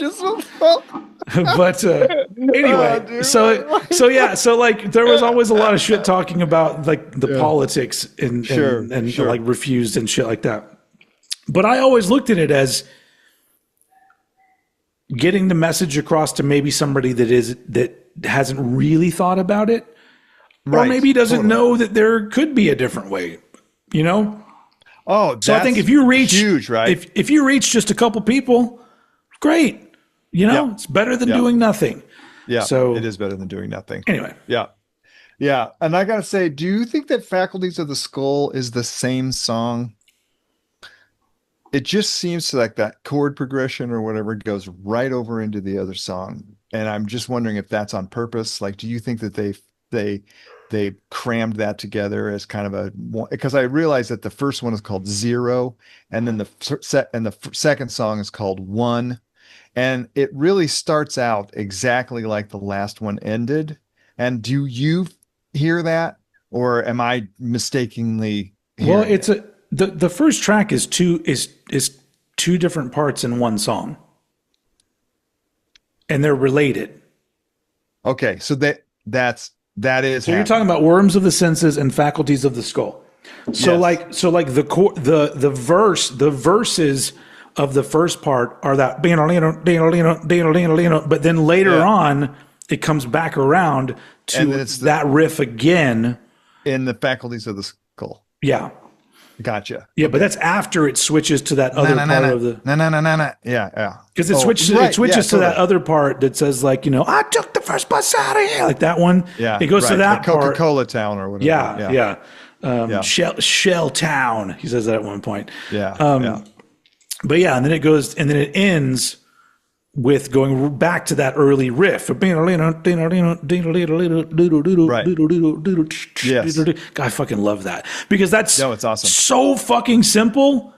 Super simple. But cool as fuck. Right. I mean, I guess if you have a hard time with time signatures, it maybe not be simple, but it's literally just hammering off of a note. Yeah. But it's Yeah. cool as fuck. Oh, it's awesome. But that's It's what that's the kind of thing that I'm telling you, like, inspired me, where I'm just like, oh, like I could take simple ideas and turn them into cool ones. I just got to think about it a little bit differently, Right. Because somebody else might take those two notes and go, I'm like, well, that's kind of boring, but it also could make a good song. You never know. Right. Dun, dun, dun, dun, Or that. dun, dun, dun. Right. Some Deep Purple action going on right there. Or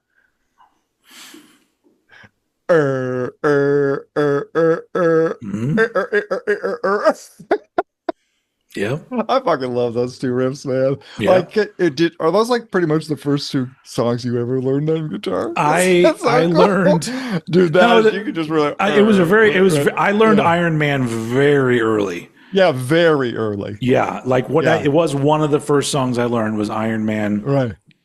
And then I was talking to a friend. Yeah. and obviously, what's the other one? Well, Louie. No, I never learned that, but no, dude, that's like it's like the whole thing, right? Yeah.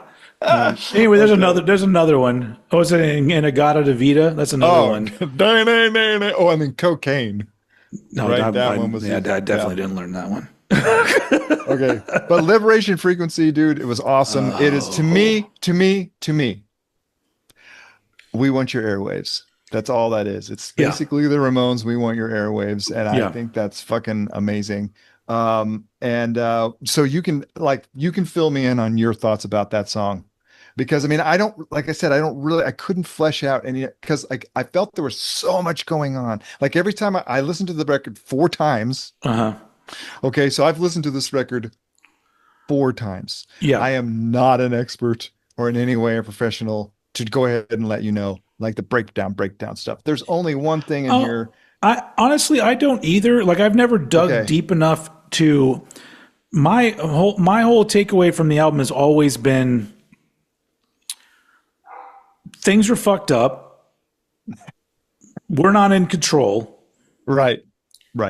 We want our voices to be heard, but so much of what's going on out there is now becoming part of the system. Right. And so music that was once protest music now is accepted. Right. So it's like a lot of it is like steam valve. Yeah, it's like it's pilled up and we're going to move to a protest song, but it never changes anything. And then we put it back on and turn the heat back up and it boils again. You know what I mean? And so I feel like lyrically speaking, it for people who are actual activists and are very deeply rooted in political and social issues and change and stuff like that, the lyrics on this album are probably basic bitch stuff. But I don't think that's the point. I think the point is making the statement of, these are the issues. We're wanting to create a way to communicate them musically that is potent and stands out from the norm. Because at this point, like in 1998, quote unquote punk rock music was mainstream. 100%. This is another thing I'm going to just talk about. I have no problem with that, because there are some amazing mainstream punk music that came out in the 90s. But once again, that's that thing about thinking critically, because there is a way to get signed to a major label and still make really great music. It's possible to do.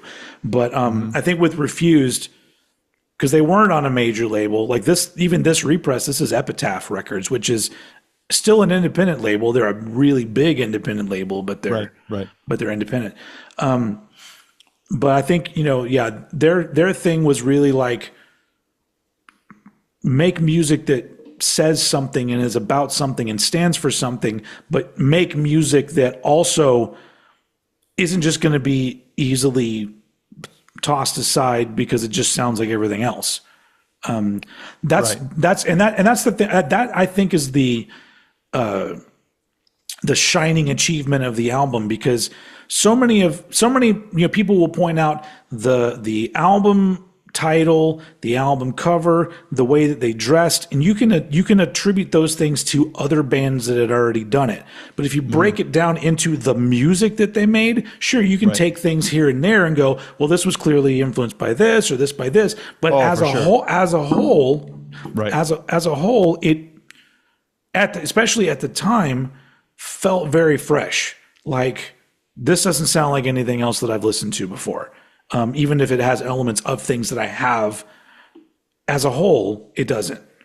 But I don't know. Yeah, I agree. I mean, it's really, I mean, I from 80 to 90, I'm fully in it. Yeah. And then by the time the 90s thing hit, I'm out. I mean, I was burnt out, and I didn't, I watched everybody either go metal or go pop, and I liked the pop stuff more than the metal stuff at that time period. And so then when like, Green Day from those records on whatever Lookout or was that, right? Yeah, I was Lookout. Now all of a sudden they're huge or whatever, and then you've kind of like for me, I began to not recognize anybody's name in Maximum Rock and Roll, or I began to not, like, I just was not associating with anything. And then I like Blink 182 comes out, I have no idea. Rancid comes out, I have no idea. Sum 41, what was that, another one of those bands? Yeah, that's much later, but yeah. Right, but it seemed like these bands were all breaking, and this was, and I'm like, okay, what was that big song by Rancid? Hody Odio, So Studio. What was there? They had a little Ruby Soho? Ruby Soho, right? Yeah, Ruby Soho. Yeah, that was their third album too. Okay, yeah. And they were on Epitaph, not a major label band, or they maybe at one point they were. And there's a really great quote from Fat Mike from NoFX, because he was talking about how he hates it when people say that bands like Green Day sold out. And he said, like, none of those bands sold out. They kept making the music they were making. The mainstream came to them. No, it did. It totally did. Yeah.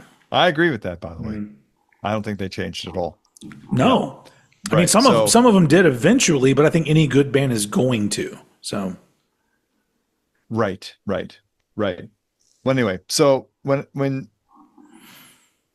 so I guess I'm really excited that you sent this record to me, because like I really am enjoying the record. Like I listened to it 4 times, and each time I've been like, wow, this is like, it confuses me and it makes me feel good at the same time. So that's what I really like music to be a little challenging, and then whatever. And I gotta say, like, the accordion and the synth and the violin and all that stuff that they throw in or whatever is perfect, because I really crave, like, I feel like and they shall know us by the trail of dead, or whatever, however the full name of that band or whatever. And like, you will know us by the trail of dead. By the trail of dead. Yeah. They kind of do that too. They have a pop element in there, and I like that guy's voice a lot. So like I listen to that band whenever I can, but they're just do they just have one singer now? I lost track of them because I was a very big fan of their first like 3 albums, and they had 3 singers. Okay, yeah, totally. And I think one of the guys left, and then they had 2 singers. But yeah, there's an album that they did that came out in like I think it came out in 2000. That's called Source Tags and Codes, and it is fucking amazing. Yeah, I mean, what amazing the fuck record is going on? Yeah, I mean, they really are not. Whatever they're doing, whatever they're doing it well. They're doing it on all cylinders at that. Sure, point, I think. Agreed. Yeah, totally. Yeah, but So yeah, the Deadly Rhythm on the production line, that one hit me really, really good, because like that's, the means of production, like that, the Marx stuff is just huge. And I love to read that.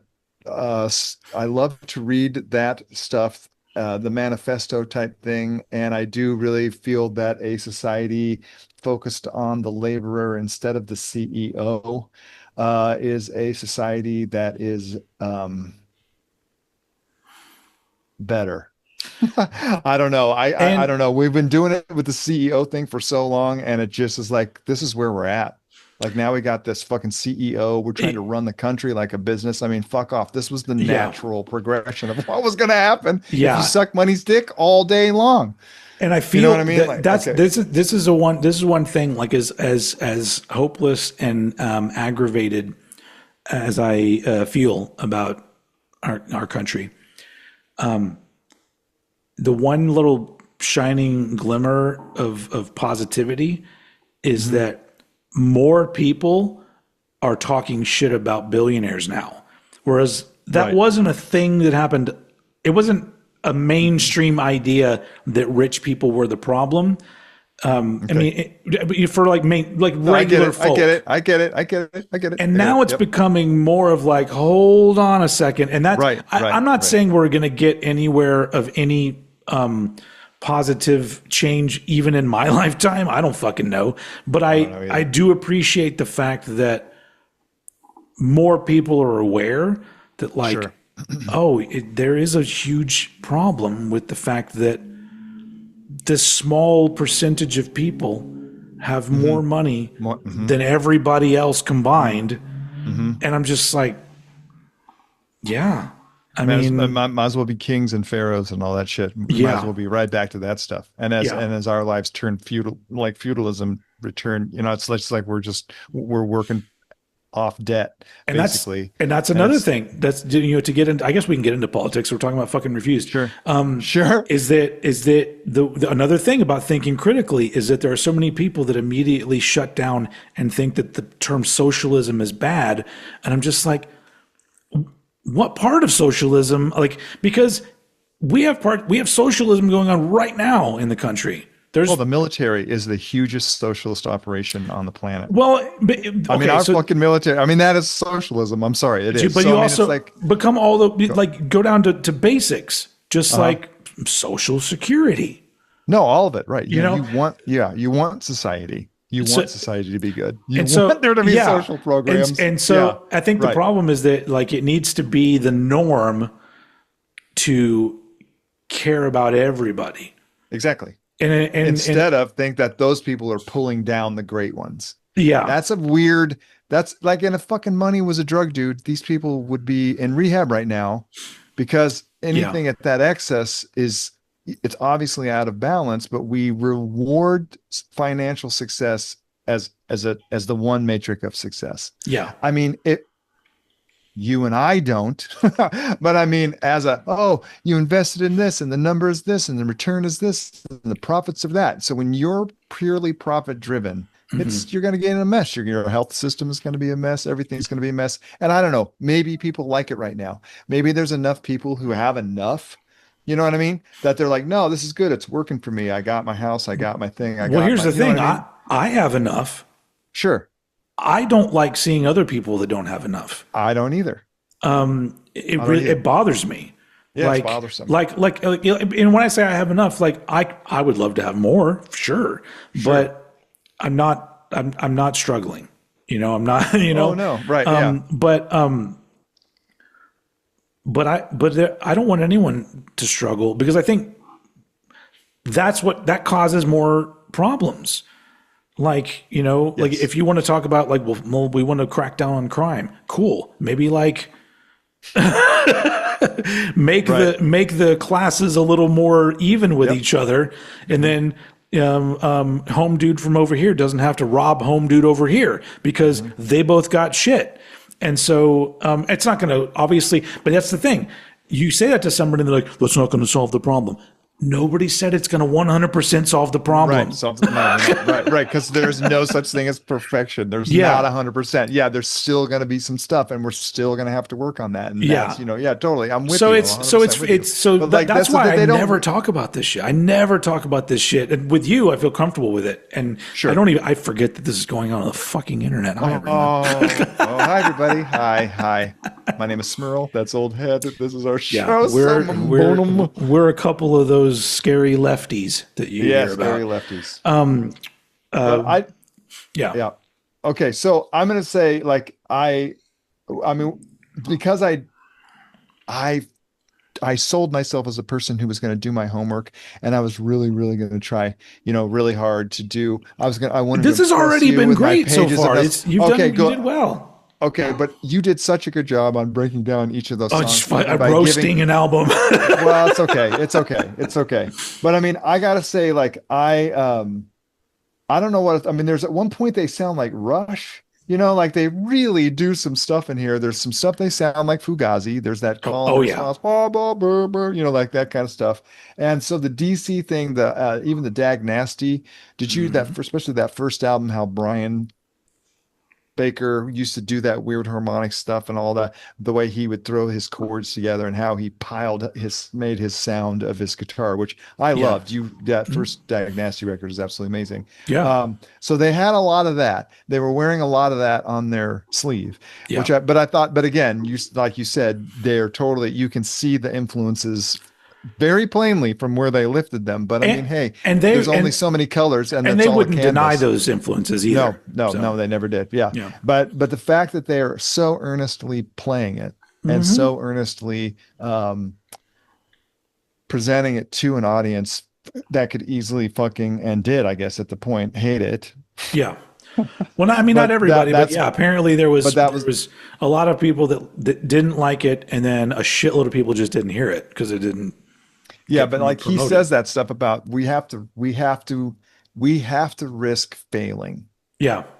You know what I mean? That's like a big thing in like that one song, even if we fail, we have to try, we have to keep trying, which I thought was very cool. Mm-hmm. But I do feel like on the third listen, the novelty of it kind of started to wear off. And I thought that's where I was getting that whole, like, you're telling me you're the revolution, and you're telling me that we're the new noise, and you're telling me that this is the thing. But at some point, what you guys, and you're showing me you're talented, you're showing me you have restraint, you're showing me where you don't have restraint, and you're showing me you have songwriting and all this kind of stuff. But then at some point, instead of the fade out, fade in, fade out, fade in thing, that's where I started to feel like they're just cramming things together and hope they work. Like, I read that they recorded those drums and then they just took parts from all the drum parts and just made them.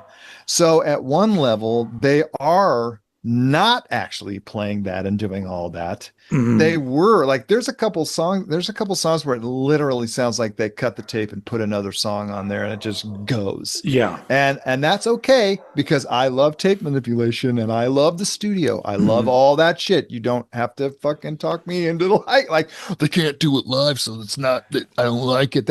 I admire a band who can do things live, and I admire a band who's creative in the studio, and I admire a band that takes the rules off both ways and shows you something that, and so they do a lot of that. There's the album experience, which I think is very important. Some bands are it's perfectly fine to just record the band playing a song in a room.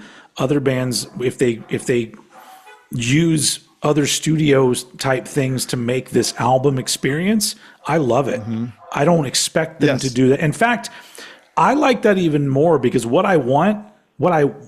in a perfect world for me, a band throws all of the bells and whistles and the kitchen sink and everything into their fucking album. And then they go on tour and they play these bare bone versions of these songs. Oh, yeah, so you get a different experience. Scary. But so many people now are so afraid of that kind of shit that they have fucking backing tracks on a laptop playing when they play. Sure. So, and I'm like, give me the bare bones version. It doesn't. I have the album at home. You don't got to play the album here. Right. You don't. Yeah, that's not what I came here for. Right. Yeah. But I mean, totally. I love it when bands play a different version of a song. Yeah. It makes me. But then again, I'm not the normal audience, because I know there are those people that like, it didn't sound anything like their album. I'm just like, well, did you get into No Means No? So some of their stuff that was back in the 90s. There was some No Means No I was into. Because they fell into that same. Once I got into like punk and Discord related stuff, bands like No Means No kind of were there, that I kind of got into, and also, well, they're Discord, but like you mentioned, yesterday we were talking, you mentioned Gray Matter, which is a band that I fucking love. So good. So good. So they, and in fact, they have their early stuff is amazing, but they have an album that I think is one of the most underrated albums of the '90s. It's called Thog. It's like the last album that they did, which came out. I think it came out in '91. Okay, maybe '90. But it's actually a progression of their sound, and it's so good. But it's like, but anyway, bands like that.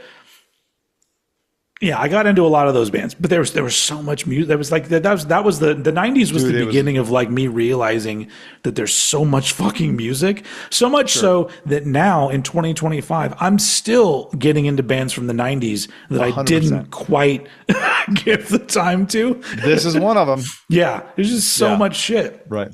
Yeah, that's awesome.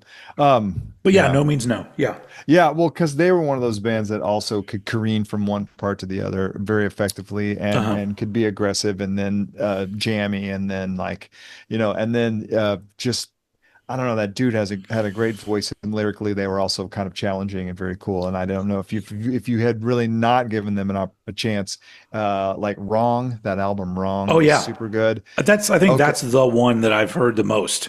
Okay. But that first one, who I can't even remember, with Dad on it or whatever. Dad, you know what I'm talking. It's that, and then Small Parts, Isolated and Destroyed. These are great records. But what was so some of the what I was going to say is some of the luster of this on the third listen, it wears off. It wore off a little bit, and I'm like, what I want now is I want to have a sustained time where I am able to fucking go, you know what I mean? But it does jerk and stop and think and stomp and whatever and kind of clang. And that's very cool. And it does disjoint your thought process and it makes it very confusing and kind of entertaining at the same time. But I mean, at some point, I just wanted them to just ride something. But the second half of the album, they do start writing stuff a little more. And there's more groove going on. Which is where the DC stuff really comes out. They're influenced about that, but the Hives are one of my favorite bands of all time, and they really do. Oh, the Hives! Hives. Okay, so yeah, International Conspiracy sounds just like the Hives.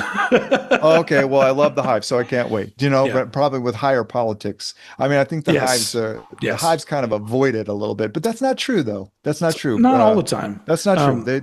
I saw the Hives literally right on the cusp of blowing up. Because they put out their album with "Hate to Say I Told You So" on it, but it hadn't blown up on. So I saw them play in like a really small room, and they were really good. But I almost feel like within weeks, boom, that fucking song blew up. So that was one of those moments where I go, "Oh, I'm glad I got to see them in this little room because they're fucking great." Yeah, that is cool. That's awesome. I saw them on a Black and White tour, and it was at a mid-sized theater, but still, they blew doors, man. They're a fun band. I mean, on one level, they're super mechanical, and they could just, like they could really go. Also from Sweden, too. Also from Sweden, which is why I brought them up. Yeah. And then did you hear Veins of Jenna? No. See, I like the way I saw them too. They were like, I think they got sucked into that whole Jackass thing or whatever, which is like, I don't know anything about that or whatever, the show or Bam. What's that guy's name? Bam Margera. Bam Ortega. I don't know anybody. Bam Sausage. I don't know. I saw them at a small club here and I was like, wow, that's very impressive stuff. They called it sleaze rock. Okay. Which, whatever it was anyway. So I have this and did you get into, because that whole upper northern thing that I don't really know what any of it is, Finland, Norway, Sweden, like what is it up there? I don't even really know what it looks like. Netherlands. I can't even make it do anything in my brain. Like I can't make a country appear. Like what does it look like? Anyway, that whole thing up there I think is it has bred some really kick-ass people that do some weird shit, and it's like, okay, congratulations.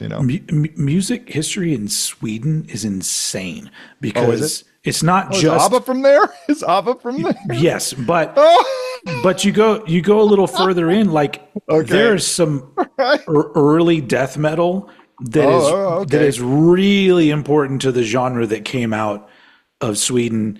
Not to mention, I'm pretty sure, like, the black metal scene and all those other things.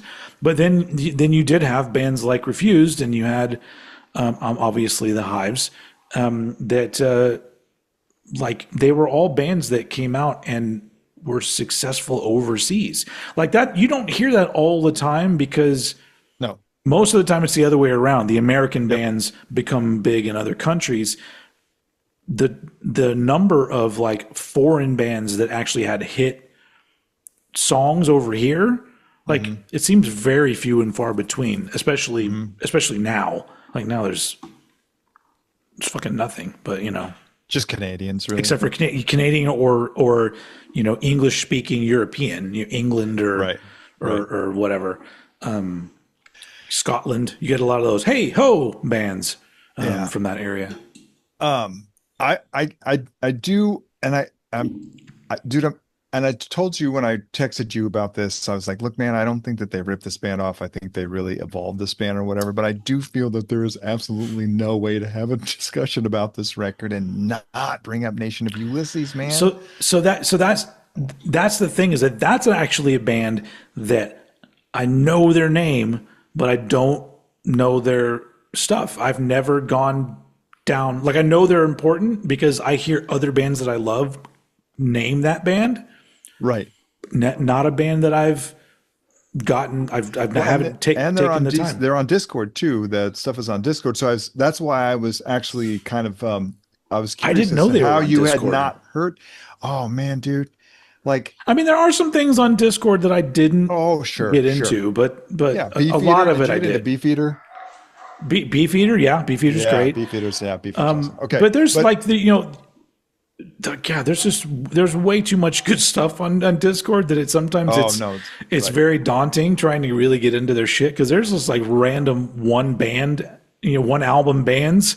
Yeah, and then Egg Hunt that only came out with that single or whatever, and you're like, whoa, that's amazing, those songs. Yeah, so but like after I listened to it the fourth time, I was like, am I just really wishing that I was listening to Nation of Ulysses right now? Like, and the thing about Nation of Ulysses is they just had these two records and then they just disappeared too. That was like a thing. They were just like, I mean, I don't know if they played forever, but they sure didn't put out another record, right? That dude went on to what, I don't know, what was he in? I don't know, the Cupid Car Club, or maybe, I don't know, the Makeup or whatever. That singer guy goes on into other groups or whatever, but he kind of but Nation of Ulysses itself disappears. Now, when that Nation of Ulysses record came out, that was another one.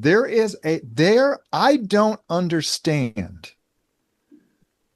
how those parts in that group hang together coherently enough to create a song. Speaking of a band that is so furiously playing these noisy parts that are somehow making a song just because they repeat.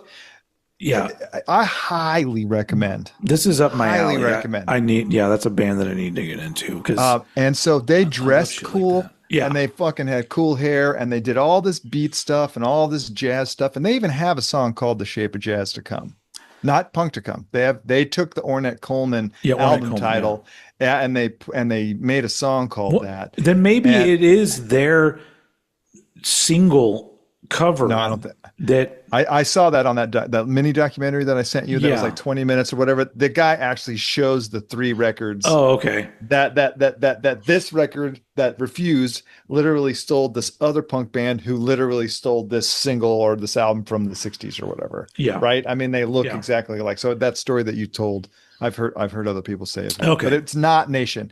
But Nation of Ulysses does all the same shit. Yeah, that's a band. That sounds like a band I need to get into, because like whenever you say anyone that says that, there they are, these little square pictures of them and everything, and they're in these suits and shit. And dude, I gotta say, like, and the booklet is forever, and it's got all this cool shit in it. Is that album on Discord? Yes. Yeah. Plays Pretty for Baby. Oh, look at that. Yeah. And Love that so, logo. yeah, yeah, it's a great logo. Talk about your magnifying glass and all that other Yeah. kind of stuff. But when My you eyesight's gotten so bad that I wear my readers and some shit I still can't read. oh yeah, no. Well, like when you get to these pictures of these dudes, I mean, Yeah. they are trying. Well, they're not trying. They are being fucking cool. Yeah. Like they're fucking cool. I'm sorry, man. And it's so, Yeah. and his lyrics are so great. And so I noticed like even lyrically, there are choice words and things. And the whole thing about Coca-Cola Town, there's a whole thing about if I am what I eat, I'm sweet. There's a whole he loves Robitussin in Nation of Ulysses. He goes Yeah. into a lot about sugar and da da da. And there's all these. I don't know, man. I think you would really, really, really dig it. I don't. I In would. fact, Yeah. I know. not in a way that I think that, not in the pure phase way. I honestly think that this music, after what, okay, that gray line stuff, those two cable shows that you put up, Sure. like, dude, it's so awesome. Like, how old are you in those things? 20, hold on. The first one I would have been 21. Okay. No, because I was 21 in 98. No, I was 21 Okay. in 99. So 23, maybe 23-ish. Okay. Well, to watch you guys go for it, and you're really going for it, and especially that second one. I don't know what happened between the first one and the second performance, but I got more confident. Is that your favorite of the two, by the way? They both have things I like about them because, Okay, sure. but that Same, version of but- the band, because the bass player in that second one, he's the best bass player I ever played with.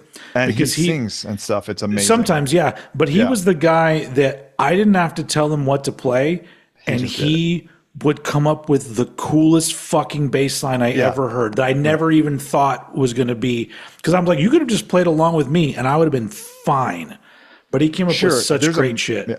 There's a much different energy to me in that second performance. Yeah, because You're trying to do a show too, by the way, which is awesome. Yeah, because there's more showmanship in that. Because the original version of that band, it was the other guitar player, singer Amato, and the original bass player. They started the band. I was brought on before they'd ever played a show, before we even had a drummer, and I immediately brought my songs and I helped them flesh out the songs that they had, except for a couple, because Amato was pretty good at writing songs too, so he had his own shit going on. But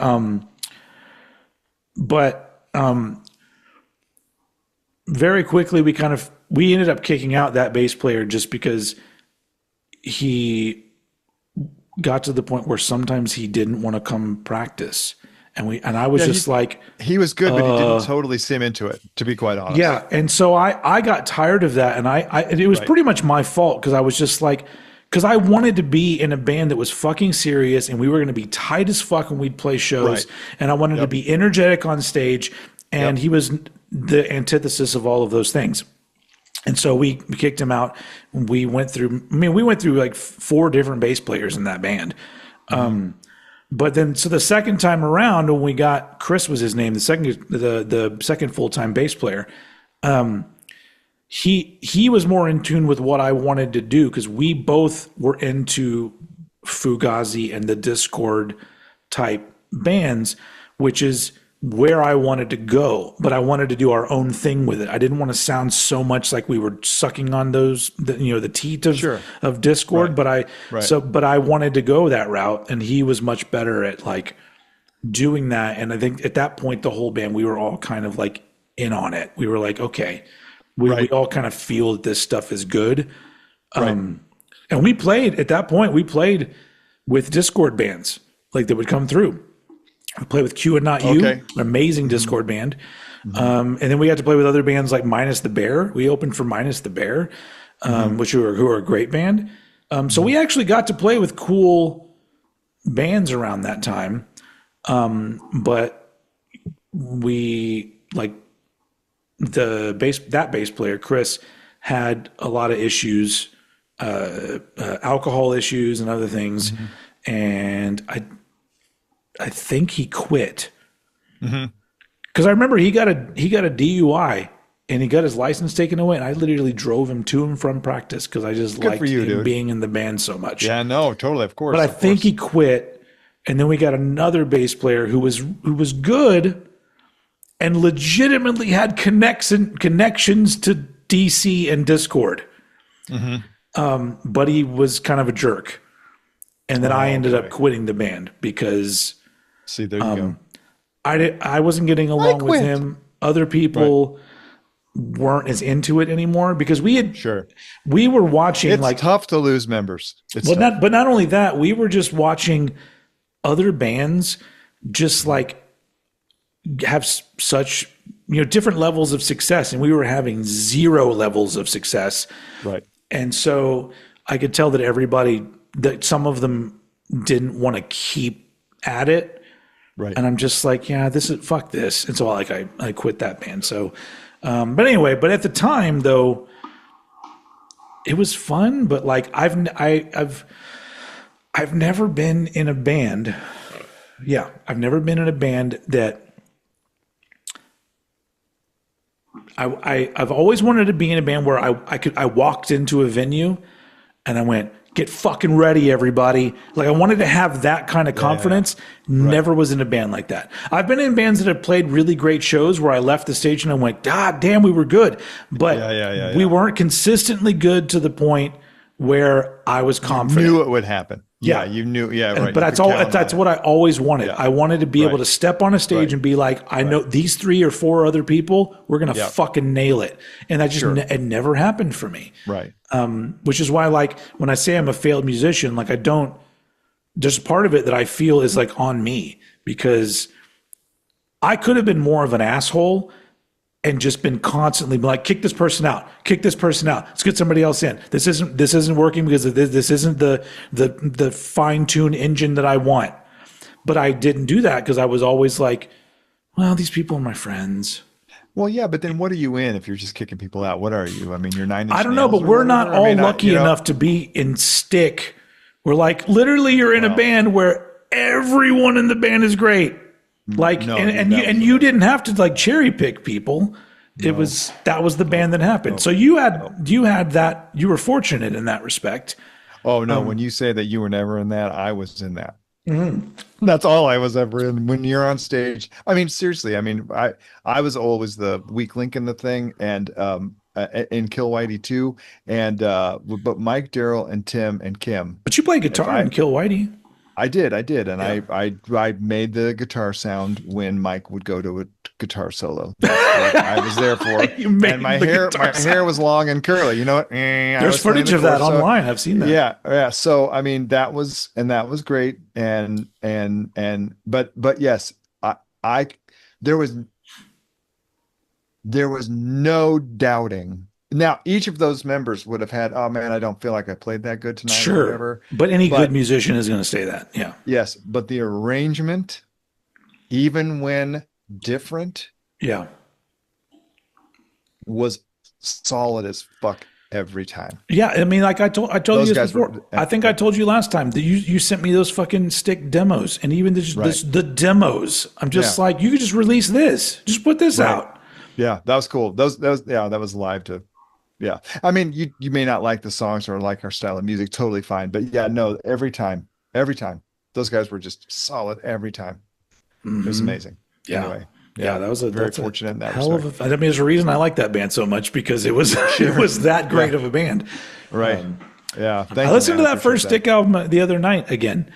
Just because sometimes I just get no groovy thing. Or I mean, heavy bag. Yeah.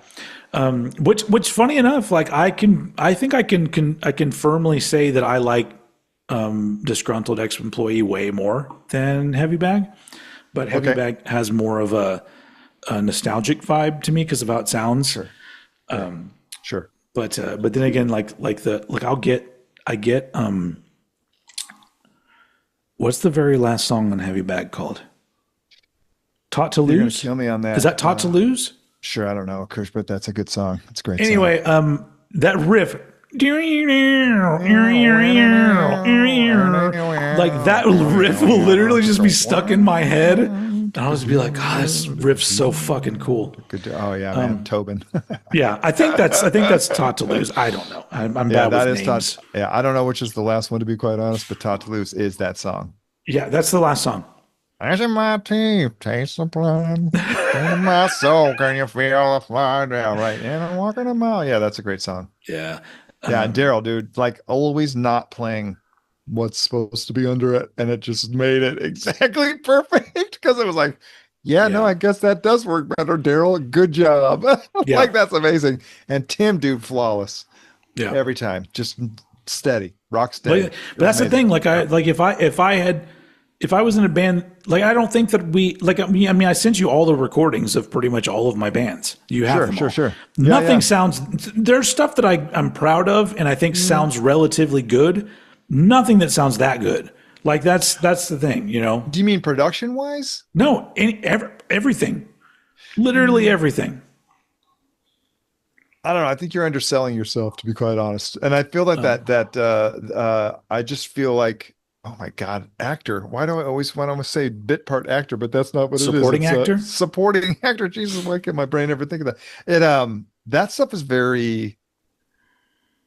that's complicated, man. I'm more proud of that. But once again, I made all the decisions. Like nobody, it's just me. Okay. Sure. So I was able to do the things that I wanted to do. But that being said, I would love those songs more if there was first off a real drummer, but also a more talented bass player. If I had both of those things, I would, those songs, I'm already proud of them, but I would be like way more proud of them if I had that kind of great rhythm section back there. Right. Anyway, so that's, womp womp. That's life. And now we're old. Now we're old men.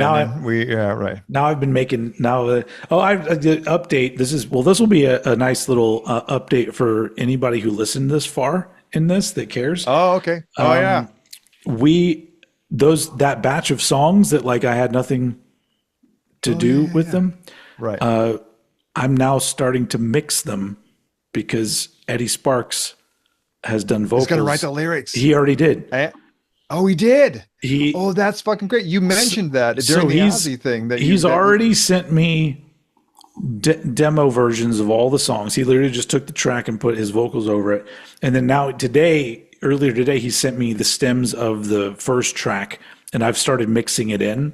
And when I tell you, like, he breathed new life into those songs, did stuff that I never would have done.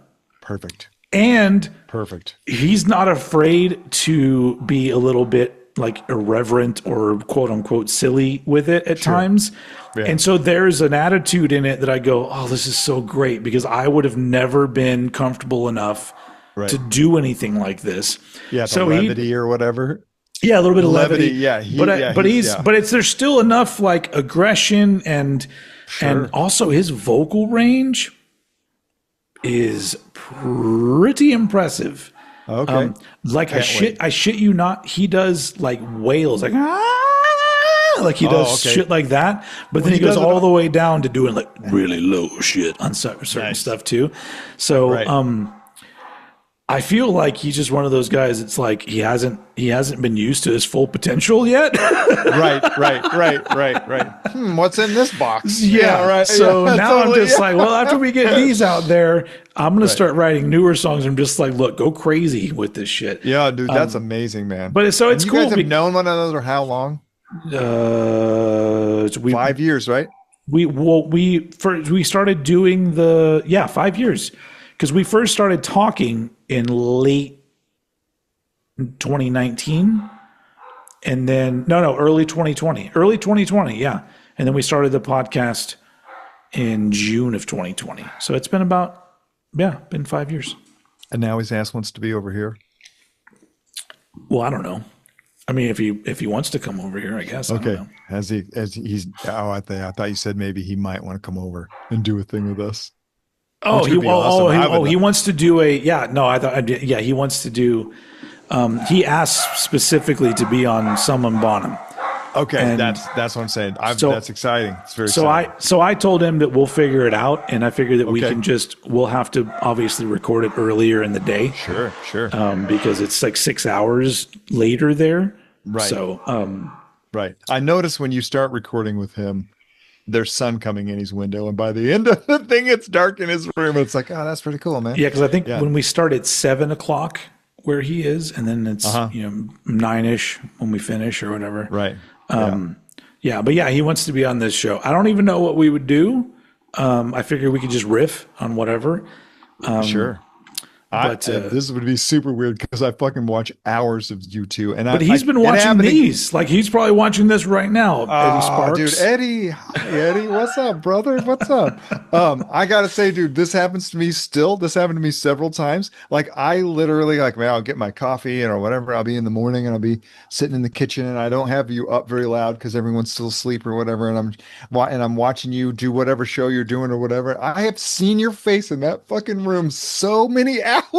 And then you talk to me and I go, hey, what's going on? And you go, hey, what's going on? And it's just like, it's like one of those moments in a weird movie where the TV starts to talk to you or some shit. And I'm just like, I'm still not sure this is happening. This is really fucked up. which is kind of nice because I often have to remind myself that guy from that band is now your friend.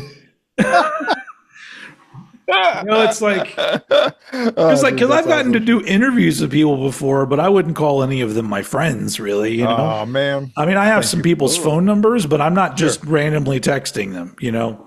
Oh man, that's cool. Hey, I'm not blowing up your phone too much, am I? No. Look, I don't. You're like my only like Eddie, or Will is his real name, but Eddie Sparks. He and I talk occasionally. We'll message from here, but I think. Like he's got a lot of stuff going on. I got a lot of stuff going on. So we don't talk that much. Like I mostly talk to you. Like the only person that I talk to more than you is my wife. And you should. That is definitely, that's definitely the way it should go. But yeah. So no, you're not. It's like the only problem is like, you know, because I'm bad with my phone. Like if we're doing something, I'll be like, I'm going to get to this later. And then I go, oh, I hope he doesn't think that I'm ignoring him. No, I don't think that at all. Yeah, that whole like the text etiquette of like it has to come back right away or whatever. Like a lot of times I'll go like, I'll just be like, dumb thing to say. And then I put my phone down, I walk away and I'm not even there. Yeah. So when I come back and you're like, ha ha. Yeah. I'm also very bad at communicating in general. So like, okay. I like sometimes I'll get somebody that sends me like paragraphs of an email. Sure. And I'll read it and I'll love it. I'll be like, oh, this is such a great email. And my response to them is like 3 sentences because I don't know what to say. Right. My mom is so good at writing emails. She writes me the coolest shit. And I'm just like, Mom, I love you. I don't even know what to do. Because this is how I communicate the best. I don't text, like writing emails and texting or writing in general is really hard for me because I lock up and I don't know what to say. Yeah. So that's why sometimes like I legitimately will enjoy something that somebody sends me and then I'll send haha and I'll go, is that not enough? I want them to understand that I enjoyed what they sent, but right. But I don't really know what else to say. I also use periods a lot, which I heard makes me sound rude to younger people, but I'm just like, oh, well, I didn't know that. I just put periods at the end of sentences. Sorry. Oh, I know I do too. So when haha period, I mean, that's bad. That's offensive. You're not just, I noticed my daughter, she doesn't do that. She just 1 or 2 words and there's no punctuation. No, you're not supposed to use periods at the end of things. So that's like saying, that's like, so, because sometimes when I write an email or whatever, I like to say, dear so-and-so. Yeah. I like to put their name on it or whatever. And it's like, no, you don't have to do that anymore or whatever. Yeah. You know what I mean? Yeah. No, it's like the period is like putting a period at the end of something is like the equivalent of when like you know that your wife is mad and you go, are you mad? And they go, no, but you know they mean yes. That's no with a period at the end of it. Right. No, it's fine. I need a little time. It's fine, period. It's fine. No, it's good. Whatever. Yeah. I need to hear the tone of your voice, please, because I feel like I fucked up a little bit. Yeah, right. But that's why I've gotten crazy with emojis, because I just want everybody to know, hey, I'm happy. Here's an emoji. Boop, Yeah, no, little that does face. work, doesn't it? Yeah, because Yeah. I mean, it is amazing how much of the communicating is the sound of someone's fucking voice. You know what I mean? Like, okay, Yes. yeah, That's we got why I good at. think emojis should be incorporated into corporate emails when you're just communicating with another coworker and Sure. stuff. Yeah. Because like I don't want somebody else to be like, look what he said here. He said, did you get this memo? Like he thinks I didn't get this memo? And I'm just like, well, When have I not gotten a memo? it was literally just a question. Right? Maybe Right, if yeah, I put a smiley face on the end of it, I'd be like, ah. All right. In a Did you good get this mood. I just want to memo? know Right, I yeah. just want to know Yeah, if you got right. the memo. Smiley Totally. face. Totally. Right. A lot of times they'll be like, hey, my tone is really good. Yeah. You know what I mean? But I feel like, yeah, most people who I communicate with already fucking know I'm a goofball. And so they're kind of expecting that or Yeah. whatever. So whatever. Texting is weird. It is weird. But I don't like phone calls. Like you called me earlier and I was just like, did somebody die? Like, why is he calling? Oh yeah, dude. You know what, man? I call people and whatever and whatever, man. And you know what? Cause I got real when back before cell phones, and we were on tour and stuff, and the label would want to get a hold of you or whatever, the promoter, your manager, whatever, the lawyer, whatever, they would beep you. And then you'd have to pull over and call them on, with a card, whatever. But they just wanted to know one thing. That's all they wanted to know. And then they go, okay, gotta go by. And you'd be like, okay, fine. So I got really used to like, hey, how are you? Oh, I'm really good. How are you? Oh, it's nice here. None of that stuff happens. So like, I feel like in a telephone conversation, my brother is really good about this. He's like, oh, hey, I gotta go. I love you. Bye. Yeah. And I go, oh, okay, I gotta go. I love you. Bye. So we've just decided that it's like we're gonna talk. You know what I mean? We're gonna hear each other's voices. We're gonna have a great time. But then when it's like, hey, you know what? I love you. Okay, bye. My dad was always like, hey, bud, my ear's getting hot. Yeah. Well, then you should put the phone on the other side, dude. But no, it was like that's the time to get off the phone. But I feel like I love conversations. I just don't care if it's just a couple minutes. I just want to hear someone's voice. When it's like somebody says something and it unlocks memories. Like I remember my ears always getting hot on regular phones. And I'd have friends and they'd be like, are we gonna talk for a while? I'm like, my ear's hot. My ear's hot. My ear's hot. And if I moved to the other ear, that ear would just get hot. So was that a cordless phone? I didn't have a cordless phone. No. Okay. I was just going to ask because I do feel like cordless phones got my ear a lot hotter than other phones. My parents, the main house phone, for a while was that one that had the really long cord that you just stretch like around the house. But then my parents got a wireless. But I had a phone in my room. Mm-hmm. And the phone that I remember like having the longest was one of those cool ones that was clear and had neon lights, and it would. I just got one. Did you get like a neon light up phone? Oh, those are so cool. It's sitting in the kitchen right now. We have a landline still. Oh wow, that's where the bill collectors call you. Sure. And it's on a long cord, not this cord. This one's actually pretty short, the curly one, but I can take it outside on the deck and sit outside and talk on the phone. I just love to talk on the old phone. You know what I mean? It's just awesome. Because I don't ever talk on my phone. I talk like this. You know what I mean? Yeah. Speaking of old shit. I'm sorry, we totally got off of the album. Yeah, we're done. These are great records. Thanks, man. I'll send you a new one. We'll get to that. But before we wrap it up, sure. If you look behind me, so I have VHSs up here. But if you look, this is now expanded. Oh yeah, that is VHS over here. And so here's two things to know about me and my marriage. First thing to know about me is that I'm a bottom. I'm a little. No, I don't know. Okay. I am a little bit on the spectrum, and I will get shut up. I will get hyper fixated on certain things. Okay. My wife, who in her own way is also a little bit on the spectrum, but the good thing about her is that she seems to really enjoy assisting me with hyper fixating on things. Jessica does that with me too. Yeah. Okay. So sometimes I'll get a thing and I'll be like, I want to do this, and I want to do this, and my wife will go, "We're going to figure out how to do this." Like she just jumps right on it. Immediately. So That's so cool. so I've like I have a VHS player and I like watching these old VHS things, and then I bought a couple of actual movies, and for some reason, like I just really liked having them. And here's the bizarre thing: I was the guy that back in the day, I hated watching movies on VHS because they had to cut the sides of the picture off in order to like fit it into the square. Eventually they had letterbox, but they didn't for a long time. Hey, I hated it. I just wouldn't watch movies like that. For some reason now, that's very appealing to me to watch these old 80s and 90s square versions of movies. Yep. And so I'm like, I want to get like a lot of like the movies that I like, and a lot of these cool 80s and 90s movies that would just be fun to like watch on VHS. So I want to buy, VHSs. And my wife's like, buy some VHSs. Here's some that I want. And she tells me something that she wants to give me, basically get me on the path of like buying a bunch.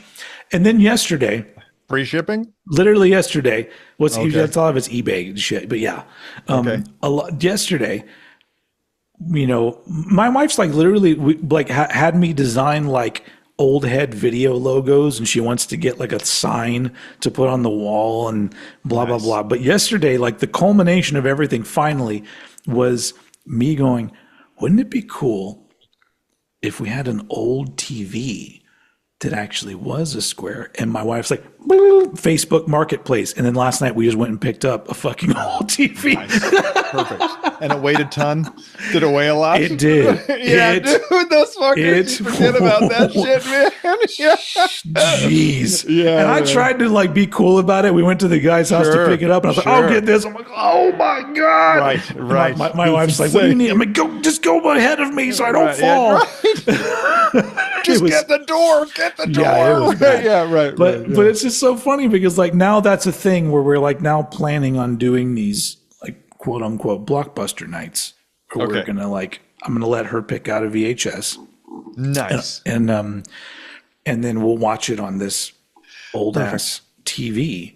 But like not I only come that, across like so many VHS cassettes in my profession. You have no idea. And now I know what to do. I just mail them by the ton to your house. I don't want anything. And you go through them. No, you'll go through them. I'll go through them, but like there's like I'm not a huge movie person, so there's a finite version. Is that the word I'm looking for? There's a finite amount of movies that I want. But But yeah, even like my wife just like takes it even further where she's just like, I'm going to laminate an old head video card, and then I got to come in and give you the card in order to like get the movie. Fucking role play, man. This is and I'm great. like, this is why I got married. Yeah. And to you. To you, right? Yeah, exactly, dude. And like, dude.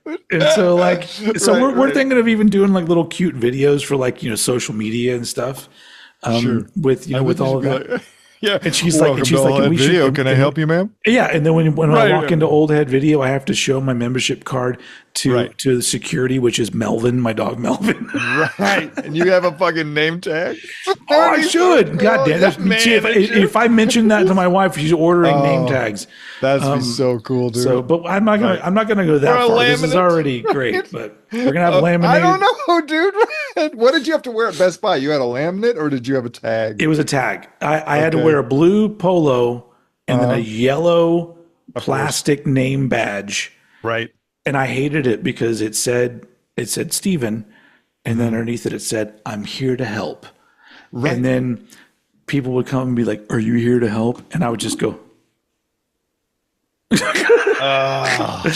I was a 90s, Gen Xer. So I was just like, don't fucking bother me, man. Right. Yeah. What do you want to come in to get the new Eric Clapton? Fuck you. So it's over here on the end cap. Right. I love the record store, dude. I wish they were around and I was working in one. That would be amazing. I worked at a video store. I believe I've related this. It was a half a block, half a block. It was like the last one in our neighborhood that did it or whatever. And I was in there alphabetizing. I even made like I took empty video boxes and made A, B, C, D, E, and I so you would know where you were in the alphabet. You know what I mean? Yeah. Sure, they were all facing the same way. So when you were going through to find them, you know what I mean? And I always ask people, "Hey, welcome in. Is there anything I can help you with? You looking for anything in particular? You know what I mean? This kind of stuff." And I thought like it is hilarious to be I was in my 40s probably at that time, to use all of this like retail training Yeah. as like a joke, but like people do not, I don't even understand what's going on in the world when you walk into a store right now, because you get nothing, right? You get nothing. And It's because of people like me, and I don't want anyone to bother me. is that what it is? I walk into a store and I don't want don't approach me. I'll come get you if I need you. Right.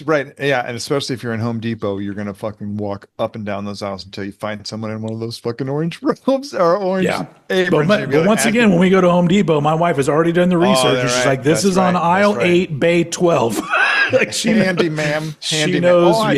Do they pick for you in advance if you order online and you just come in and pick it up? They might, but we don't do that. We go and find it, because it's always that sort of thing where you go, well, this is what I want, but what if there's a more affordable or a better version right next to it? Sure. So, yeah.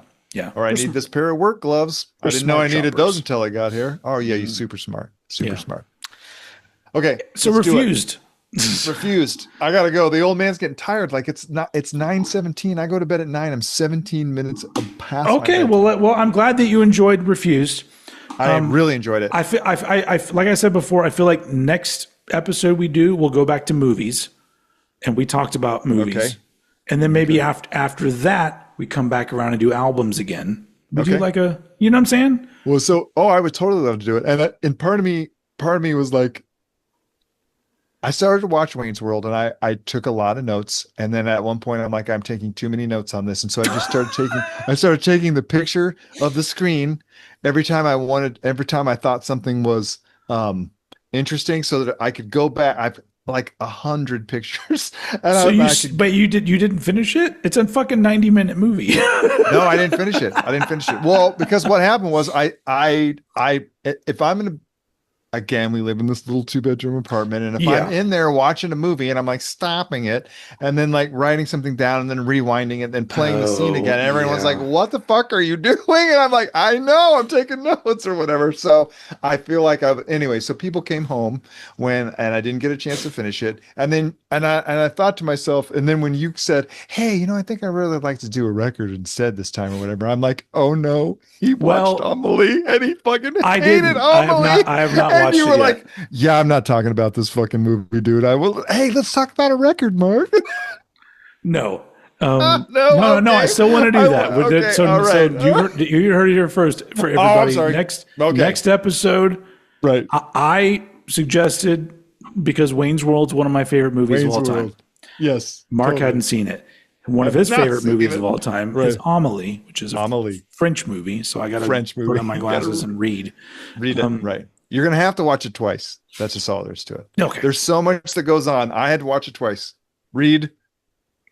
Got the plot. There's that much that goes on in it that I have to pay attention. This movie is so jammed full of shit. Okay, good. That makes me feel better, because I literally thought like the synopsis is a magical girl goes and does nice things for people for 90 minutes. Oh no! And then it goes all over the place. It goes all over the place. There are things in that movie to this day that we'll get into it, dude. We'll get into it. Anyway, it makes me feel roast it. I haven't watched it yet. Okay, I will watch it. Okay. I don't know if I'll. It's because I'm sure I'll enjoy things about it. But anyway. Okay, good. I hope so. So next episode. World/Amelie. I love the fact that once again we're doing two very different movies. Very different movies. But then next time we'll get to put your thinking cap on and think of another album.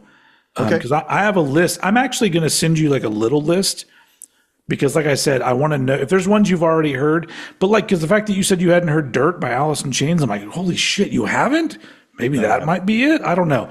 Okay, sure. But there's like these albums that are like super important to me that I think are amazing, and I'd love to just hear your 2 cents. So right on. We'll get back to that. But I'm gonna let you go. Let you go to. We're actually bed. we're gonna stop the episode and end. This is like a flat, total end. Everything's over now, ladies and gentlemen. 1, 2,